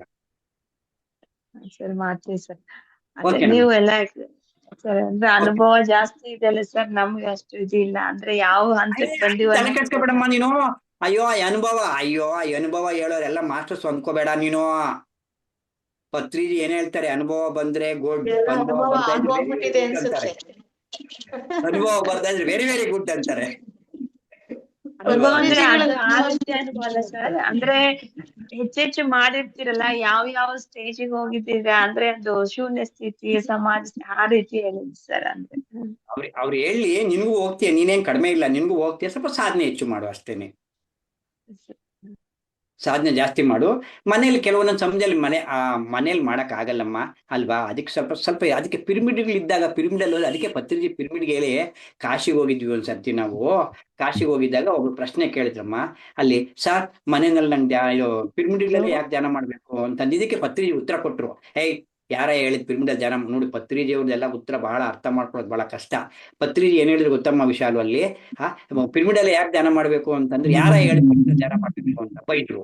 ಇವಾಗ ಏನ್ ಹೇಳ್ತಾರೆ? ಪಿರಮಿಡ್ ಜಗತ್ತು ಅಂತ ಹೇಳ್ತಾರೆ. ಕರೆಕ್ಟಾ? ಅಲ್ಲಿ ಬೈದ್ರು ಕಾಶಿನಲ್ಲಿ. ಯಾರು ಹೇಳಿದ್ರು ಪಿರಮಿಡ್ ಧ್ಯಾನ ಮಾಡ್ಬೇಕು ಅಂತ ನಿನಗೆ ಅಂದ್ರು. ಬಹಳ ಕಷ್ಟ ಅವ್ರನ್ನ ಅರ್ಥ ಮಾಡ್ಕೊಳ್ಳೋದು. ಅದಕ್ಕೆ ಅವ್ರು ಹೇಳಿದ್ರು, ಇವ ರಮಣ ಮಹರ್ಷಿಗಳು ಪಿರಮಿಡಲ್ ಧ್ಯಾನ ಮಾಡಿದ್ರ, ಗೌತಮ್ ಬುದ್ಧರು ಪಿರಮಿಡಲ್ ಧ್ಯಾನ ಮಾಡಿದ್ರ, ಮಹಾವೀರ್ ಯೇಸು ಕ್ರಿಸ್ತಾಚಾರ್ಯರು ಪಿರಮಿಡಲ್ ಧ್ಯಾನ ಮಾಡಿದ್ರ, ಪೈಗಂಬರು ಗುಹೆನಲ್ಲಿ ಹೋಗಿ ಧ್ಯಾನ ಮಾಡಿದ್ರ, ಯಾರ ಪಿರಮಿಡಲ್ ಧ್ಯಾನ ಮಾಡಿದ್ರು ಅಂತ ಹೇಳಿದ್ರು. ಆಮೇಲೆ ಉತ್ತರ ಕೊಟ್ಟರು ಅದಕ್ಕೆ. ಯಾಕೆ ಪಿರಮಿಡಲ್ ಧ್ಯಾನ ಮಾಡ್ಬೇಕು ಅಂದ್ರೆ, ಮನೆಯಲ್ಲಿ ಕಾಟನಲ್ಲ, ಈ ಪೀಡಿಗಳು ಮನೆಯಲ್ಲಿ ಕಾಟ ಕೊಡ್ತಾರಲ್ಲ ಇವರು, ಅದಕ್ಕೋಸ್ಕರ ಪಿರಮಿಡ್ ಹೋಗ್ಬೇಕು ಅಂತ ಹೇಳಿದ್ರು. ಮನೆಯಲ್ಲೇನೆ ಆ ವ್ಯವಸ್ಥೆ ಇದ್ರೆ ಮನೆಯಲ್ಲೇ ಓಕೆ. ಅದಕ್ಕೆ ಪಿರಮಿಡ್ ಸಪರೇಟ್ ಆಗಿರ್ಲಿ ಅಂತ ಹೇಳಿ ಅದಕ್ಕೆ ಪಿರಮಿಡ್ ಹೇಳಿದ್ರೆ ಹೊರತು, ಪಿರಮಿಡ್ ಕಟ್ಟಿ ಪಿರಮಿಡ್ ಅಲ್ಲಿ ಕುತ್ಕೊಂಡು ಪಿರಮಿಡ್ ಕುಂತ್ರು ಮನಸ್ಸು ಶೂನ್ಯ ಮಾಡ್ಬೇಕು. ಅದೇ ಪಿರಮಿಡ್ ಉದ್ದೇಶ. ಇದೇನ್ ಮಾಡೋದು ಇವಾಗ? ಪಿರಮಿಡ್ ಜಗತ್ ಕಟ್ಟಿದ್ರು ಬಹಳ ಸಂತೋಷ. ಪಿರಮಿಡ್ಗಳು ಕಟ್ಟಿದ್ರೆ ತಪ್ಪೇನಲ್ಲ, ಅದ್ರಲ್ಲಿ ಕುತ್ಕೊಂಡು ಧ್ಯಾನ ಮಾಡ್ಬೇಕು. ಪಿರಮಿಡ್ ಅದಕ್ಕೆ ಪಿರಮಿಡ್ ಹೇಳಿದ್ದವು. ಇನ್ನೊಂದ್ ಕಡೆ ಹೇಳಿದಾರಲ್ಲ ಸರ್, ನಿಮ್ ಮೂಗೆ ನಿಮ್ಮ ಪಿರಮಿಡ್ ಅಂತ. ಮೂಗೆ ಪಿರಮಿಡ್. ಮತ್ ನಾವೇನ್ ಮಾಡ್ತೀವಿ? ಅಲ್ಲಿ ಪಿರಮಿಡ್ ಓಪನ್ ಮಾಡ್ತೀವಿ, ಇಲ್ಲಿ ಪಿರಮಿಡ್ ಓಪನ್ ಮಾಡ್ತೀವಿ, ಅಲ್ಲಿ ಪಿರಮಿಡ್ಗೆ ಹೋಗ್ತೀವಿ, ಇಲ್ಲಿ ಪಿರಮಿಡ್ಗೆ ಹೋಗ್ತೀವಿ ಅಂತಾರಲ್ಲ. ಹೆಂಗ್ ಅರ್ಥ? ಅದಕ್ಕೆ ಯಾರ್ಯಾರ್ಗೆ ಏನೇನ್ ಬೇಕೋ ಅದನ್ನ ಇಟ್ಬಿಟ್ಟಿದ್ದಾರೆ ಪತ್ರಿಜಿ. ಯಾರ್ಯಾರ್ಗೆ ಏನೇನ್ ಬೇಕೋ ಅದನ್ನ ತಗೋಬಹುದು. ಇದು ಬಜಾರ್, ಇದು ಸೂಪರ್ ಬಜಾರ್. ಇದು ಅವ್ರಿಗೆ ಏನ್ ಬೇಕೋ ಅದು ತಗೋಬಹುದು, ಇಷ್ಟ ಬಂದಿ ತಗೋಬಹುದು ಅಷ್ಟೇ. ಹೌದು ಸರ್, ಚೆನ್ನಾಗಿತ್ತು ಸರ್, ಚೆನ್ನಾಗಿತ್ತು. ಥ್ಯಾಂಕ್ ಯು ನಮ್ಮ. Thank you sir, thank you so much sir. ಒಟ್ನಲ್ಲಿ ಸಾಧನೆ ಮಾಡ್ಬೇಕು. ಅದಕ್ಕೆ ಸಾಧನೆ ಮಾಡಕ್ಕೆ ಆ ಜಾಗ ಈ ಜಾಗ ಯಾವ್ದು ಇಲ್ಲ. ಆದ್ರೆ ಕೆಲವರು ಮನೆಗಳಲ್ಲಿ ಸಮಸ್ಯೆ ಇರುತ್ತೆ, ಗಲಾಟೆ ಮಾಡ್ತಾ ಇರ್ತಾರೆ. ಪಿರಮಿಡ್ ಹೋದ್ರೆ ಸೈಲೆಂಟ್ ಆಗಿರುತ್ತೆ. ಒಪ್ಕೊಂತೀನಿ ನಾನು, ಇಲ್ಲ ಅನ್ನಲ್ಲ ನಾನು. ಒಂದಿನ ಇವಾಗ ನಮ್ಮನೆಯಲ್ಲಿ ನೋಡಮ್ಮ ವಿಚಾರ, ನಮ್ಮನೆಯಲ್ಲಿ ನಂಗೆ ಸಮಸ್ಯೆ ಇಲ್ಲ, ನನ್ನಂಗೆ ಎಲ್ಲಾರ್ಗು ಆಗುತ್ತೆ ಅಂತ ನಾನು ಹೇಳಲ್ಲ. ನಮ್ಮನೆ ನನ್ ಧ್ಯಾನ ಮಾಡ್ದಾಗಿಂದ ನನ್ ಜನ್ಮ ಹಂಗ್ ಬಂದ್ಬಿಟ್ಟಿದೆ. ನನ್ಗೇನು ಸಮಸ್ಯೆನೇ ಇಲ್ಲ. ಅದಕ್ಕೆ ನಾನು ಬೇಗ ಧ್ಯಾನ ಕೊಟ್ಟೋಗ್ಬಿಟ್ಟೆ. ಕೆಲವು ಮನೆಗಳಲ್ಲಿ ಸಮಸ್ಯೆ ಇರುತ್ತೆ, ನಾನು ಇಲ್ಲ ತಗೊಂಬಂದಿರ್ತಾರಲ್ವಾ. ಅದಕ್ಕೆ ಪಕ್ಕದಲ್ಲಿ ಏನಾದ್ರು ಪಿರಮಿಡ್ ಇದ್ದೆ ಉಪಯೋಗಿಸ್ಕೊಂಡ್ರೆ, ಅದಕ್ಕೆ ಪತ್ರಿಜಿ ಪಿರಮಿಡ್ ಎಲ್ಲ ಅರ್ಥ ಇಟ್ಕೊಂಡು ಹೇಳಿದಾರಮ್ಮ ಯೋಗೀಶ್ವರರು ಅವರು ಅಲ್ವಾ? ಅವ್ರಿಗೆ ಹೇಳ್ಬೇಕಾ? ಅವ್ರು ಎಲ್ಲಾ ತರಕ್ಕೂ ಹಂಗೋ ಮಾಡಿ ಹಿಂಗೋ ಮಾಡಿ, ಹಂಗೋ ಮಾಡ್ಬೇಡಿ, ಇಲ್ಲ ಹೆಂಗು ಮಾಡಿ ಹಿಂಗು ಮಾಡಿ ಅನುಭವ ಪಡ್ಕೊಂಡು ಹೇಳಿದ್ರು ಅವರು. ನೋಡಿ ಹೆಂಗ್ ಹೇಳಿದ್ರು? ಗೌತಮ್ ಬುದ್ಧ ಪಿರಮಿಡ್ ಧ್ಯಾನ ಮಾಡಿದ್ರ ಅಂತಾನು ಹೇಳಿದ್ರು. ಮತ್ತೆ ಪಿರಮಿಡ್ ಧ್ಯಾನ ಮಾಡೋ ಶಕ್ತಿ ಜಾಸ್ತಿ ಆಗುತ್ತೆ ಅಂತ ಹೇಳಿದ್ರು ಅಲ್ವಾ? ಹಂಗೆ ನಮ್ ಅನುಕೂಲಕ್ಕೆ ತಕ್ಕಂತೆ ನಾವು ನಮ್ ಅನುಕೂಲ ತಕ್ಕಂಗೆ ನಾವ್ ಮಾಡ್ಕೋಬೇಕು ಅಷ್ಟೇನೇನೆ. Sir, okay. ಸಾಧನೆ ಮುಖ್ಯ ಸರ್. ಸಾಧನೆ ಮುಖ್ಯ. ಒಟ್ಟಿನಲ್ಲಿ ಸಾಧನೆಯೇ ಪ್ರಗತಿ. ಸಮಯವನ್ನ ಸಾಧನೆ. ನೀವು ಪತ್ರಿಜಿ ಏನ್ ಹೇಳ್ತಾರೆ? ಏನನ ಆಲೋಚನೆ ಬರ್ಲಿ, ಏನನ ಮಾಡ್ಲಿ, ಸುಮ್ನೆ ಕೂತ್ಕೋ. ಬಂದ್ರು ಬರ್ಲಿ ಆಲೋಚನೆ, ಎದ್ದೇಳ್ಬೇಡ. ಕೆಲವರು ನಾನು ಇಷ್ಟು ದಿನ ಮಾಡಿದ್ರು ಆಲೋಚನೆ ಬರ್ತಾನೆ ಇದೆ ಅಂತಂದ್ರೆ, ಅವ್ರೇನು ಮೊನ್ನೆ ಯಾರೋ ರವಿ ಸುಂದರ ಅಂತೇಳಿ, ರವಿ ರಾಜು ಅಂತ ಯಾರೋ ತೆಲುಗು ಮಾಸ್ಟರ್ ಹೇಳ್ತಾ ಇದ್ರು. ಯಾರೋ ಹಿಂಗೆ ಕೇಳ್ತಾ ಇದ್ರು, ಸರ್ ನಿಮ್ ತೆಲುಗಿನ ನಿಮ್ಗೆ ಧ್ಯಾನ ಮಾಡುವಾಗ ನಿಮ್ ತಲೆ ಹೋಗುತ್ತೆ ಅಂದ್ರೆ ಅವೆಲ್ಲ ಹೋಗ್ಬಾರ್ದು. ನಿಮ್ ತಲೆ ಹೋಗ್ತಾ ಇದೆ ಅಂದ್ರೆ ಮನ್ಸು ಕೆಲಸ ಮಾಡ್ತಾ ಇದೆ ಅಂತೆಲ್ಲ. ಅದಕ್ಕೆ ಏನ್ ಮಾಡ್ಬೇಕು ನೀವು? ಮೈಂಡ್ಗೆ ಸೆಂಡ್ ಮಾಡ್ಬೇಕು ಅಂತ ಹೇಳಿದ್ರೆ ಏನು? ನಾನು ಧ್ಯಾನ ಮಾಡ್ತಾ ಇದ್ದೀನಿ, ಆ ತಲೆ ಹೋಗ್ತಲ್ಲ ಅಂತ ಮೈಂಡ್ಗೆ ಸೆಂಡ್ ಮಾಡಿ. ನನ್ನ ಅನುಭವ, ನಂಗೆ ಸ್ವಲ್ಪ ಯಾವಾಗಾದ್ರೂ ಹಿಂಗಾಗೋದು, ಅವಾಗ ನಾನಿಲ್ಲ ನಾನು ಹಿಂಗೆ ಕೂತ್ಕೊಂತೀನಿ ಅಂತ ಸೆಂಡ್ ಮಾಡ್ಬಿಟ್ಟೆ, ಹಂಗೆ ಕೂತ್ಕೊಂಡೆ. ಎಲ್ಲರಿಗೂ ಅಷ್ಟೇ, ಅದು ಮುಂದೆ ಏನಲ್ಲ, ಅಲ್ಲಿಗೆ ನಾವು ಮನ್ಸು ಕಲಿಸ್ಬೇಕು ಅದನ್ನ. ಸಂಕಲ್ಪ ಏನು, ಇಲ್ಲ ಇಲ್ಲ ನಾನು ಹಂಗೇನ ಮಾಡಲ್ಲ, ನಾನು ಸರಿಯಾಗಿ ಕೂತ್ಕೊಂತೀನಿ ಅಂತ ಮನ್ಸು ಕಳಿಸ್ಬಿಟ್ಟಿದ್ಯಾ ಅಂದ್ರಲ್ಗೆ ಮನಸ್ಸು ಅದೇ ರೀತಿ ನಾವ್ ಯದ್ಭಾವಂ ತದ್ಭವತಿ ಅಲ್ವಾ? ಒಂದೊಂದು ವರ್ಡ್ಗಳು ತುಂಬಾ ಚೆನ್ನಾಗಿವೆ. ಗತಂ ಗತಃ, ಅಹಂ ಬ್ರಹ್ಮಾಸ್ಮಿ, ಅವೆಲ್ಲ ಅಳವಡಿಸ್ಕೋಬೇಕು ನಾವು. ಗತಃ ಗೊತ್ತೇ ಅಲ್ವಾ? ಗತನ ಗತ ಮಾಡು, ಗತ ಅವಗತ ಮಾಡು ಅಲ್ವಾ? ಕಟ್ ಮಾಡ್ಬಿಡು ಅದನ್ನ, ಹಿಂದೆ ನಡೆದಿರೋದನ್ನ. ಗತ ಅಗತಾಸೋ ನಾ ಸೋಚಯಂತಿ ಪಂಡಿತ ಅಲ್ವಾ? ಅದ್ ಯೋಚನೆ ಮಾಡ್ಬೇಡ ಅದ್ರ ಬಗ್ಗೆ, ಅವಾಗ ಅವನು ಪಂಡಿತ ಆಗ್ತಾನ. ಅವನು ಅಪ್ಪೋ ದೀಪೋಭವ, ಅಪ್ಪೋ ದೀಪೋಭವ, ಶರಣಂ ನಾಸ್ತಿ, ಧ್ಯಾನವೇ ಶರಣಂ. ಧ್ಯಾನವೇ ಶರಣ. ಬೇರೆ ಧ್ಯಾನ ಬಿಟ್ರೆ ಏನ್ ಟ್ಯಾಬ್ಲೆಟ್ಸು ಏನೇನೋ ನಾವ್ ಹೇಳ್ತೀವಿ. ಕ್ಲಾಸ್ ಹೇಳ್ಬೇಕಾದ್ರೆ ಏನೋ ಒಂದ್ ವಿಚಾರ ಹೇಳ್ಬೇಕಲ್ಲಮ್ಮ. ಇನ್ನ ದಿನಾ ಕ್ಲಾಸ್ ಮಾಡೋರ್ಗೆ ಏನೋ ಒಂದ್ ಹೇಳ್ಬೇಕಲ್ಲ. ಇವಾಗ ನಾವ್ ಏನೋ ಒಂದ್ ಹೇಳ್ಬೇಕು, ಕ್ಲಾಸು ಯಾವ್ದೋ ಒಂದ್ ತಗೊಂತೀವಿ, ವಿಚಾರ ಹೇಳ್ತೀವಿ. ಇಲ್ಲಿ ಅದಕ್ಕೆ ಎಲ್ಲಿಗೆ ಹೋದ್ರು ಎಲ್ಲಿಗೆ ಬರ್ತೀವಿ? ಕೊನೆಗೆ ಧ್ಯಾನಕ್ಕೆ ಬರ್ತೀವಿ. ಅಂದ್ರೆ ಈ ವಿಚಾರ ತಿಳಿಯೋದ್ರಿಂದ ಏನಾಗುತ್ತೆ ಅಂದ್ರೆ, ಓಹೋ ಇವ್ ನೋಡಿ ಕೃಷ್ಣ ಶಾಪ ಕೊಟ್ಟ ಅಂದ್ರೆ ಅಲ್ಲಿಗೆ ನಾವು ಇದ್ದದನ್ನ ಕೊಡ್ಬೇಕು ಅಂತ ಅರ್ಥ. ತಿಳ್ಕೊಬೇಕು ಇದನ್ನ. ಇವ ನಮ್ಮ ಇದ್ದದನ್ನ ಕೊಡ್ಬೇಕು, ಆಗ ನಮ್ಗೆ ಜನ್ಮಗಳು ಕಡಿಮೆ ಆಗುತ್ತೆ. ಯೂಟ್ಯೂಬ್ ಅಲ್ಲಿ ಇಂಥವನ್ನ ನೋಡ್ಬೇಕು ನಾವು, ಬೇರೆ ಅಲ್ಲ ನೋಡಿ. ಮೊಬೈಲ್ ಇರೋದು ಇದೆ, ಇವೆಲ್ಲ ನಾನು ಯೂಟ್ಯೂಬ್ಗಳಲ್ಲಿ ನೋಡಿನೇ ನೀವೆಲ್ಲ ನನ್ನ ಕಥೆಗಳು ಹೇಳೋದು ನಾನು ನಿಮ್ಗೆ. ಅದ್ರಲ್ಲೂ ಒಳ್ಳೇದು ಇರುತ್ತೆ, ಕೆಟ್ಟದು ಇರುತ್ತೆ ಸರ್. ನಮ್ದು ಯಾವ್ದು ತಗೋಬೇಕು ಅಲ್ವಾ? ಈ ಕೃಷ್ಣ ಚರಿತ್ರೆಗಳು ಇವೆಲ್ಲನೂ ಅಲ್ಲಿ ಯಾರು ಬರೆದ್ರೋ ಯಾರಿಲ್ವೋ ಒಳ್ಳೆ ಸಂದೇಶನೇ ಕೊಟ್ಟಿದಾರಲ್ಲ. ಅಲ್ಲಿ ಪತ್ರಿಜಿ ಹೇಳಿರೋದು ಇದು. ಈ ಕೃಷ್ಣನು ಅರ್ಜುನ ಹೋಗಿದ್ದು ಪತ್ರಿಜಿ ಹೇಳಿರೋ ಸಂದೇಶ ಇದು. ಪತ್ರಿಜಿ ಸಂದೇಶ ಇದು ಜೊತೆಗೆ ಹೋದಾಗ. ಇಲ್ಲಿ ಇವ್ರು ಹೇಳ್ತಾರೆ ನೋಡಿ ಸರ್, ಇಲ್ಲಿ ಏನಂತ ಹೇಳ್ತಾರೆ ಅಂದ್ರೆ, ಜೀವನದ 9 ಮೂಲಭೂತ ನಿಯಮಗಳು ಏನ್ ಹೇಳ್ತಾರೆ ಇವರು, ನಮ್ಮ ಇವರು ನಿಧಾನವಾಗಿ ಮಾತಾಡಿ. ಒಂದನೇದು, ಹೌದು, ಕೇಳಿಸ್ತಾ ಇದೆಯಾ ಸರ್? ಕೇಳಿಸ್ತಾ ಇದೆ. ಹೆಚ್ಚು ಗಮನಿಸಿ ಅಂತ ಹೇಳ್ತಾರೆ. ಇದು ಯೂಟ್ಯೂಬ್ ಅಲ್ಲಿ ಬಂದಿರುತ್ತೆ. ಯೂಟ್ಯೂಬ್ ಅಲ್ಲಿ ಬಂದಿರೋದೆ. ಅದು ಎಷ್ಟು ಚೆನ್ನಾಗಿದೆ ಅಂತಂದ್ರೆ, ನಾವು ಅದೇ ಇಂಥವೆಲ್ಲ ನೋಡಲ್ಲ, ಬರೀ ಅಂತವಿಂತವ್ ನೋಡ್ಕೊಂಡ್ ಕೂತ್ಕೋತೀವಿ ಅಲ್ವಾ?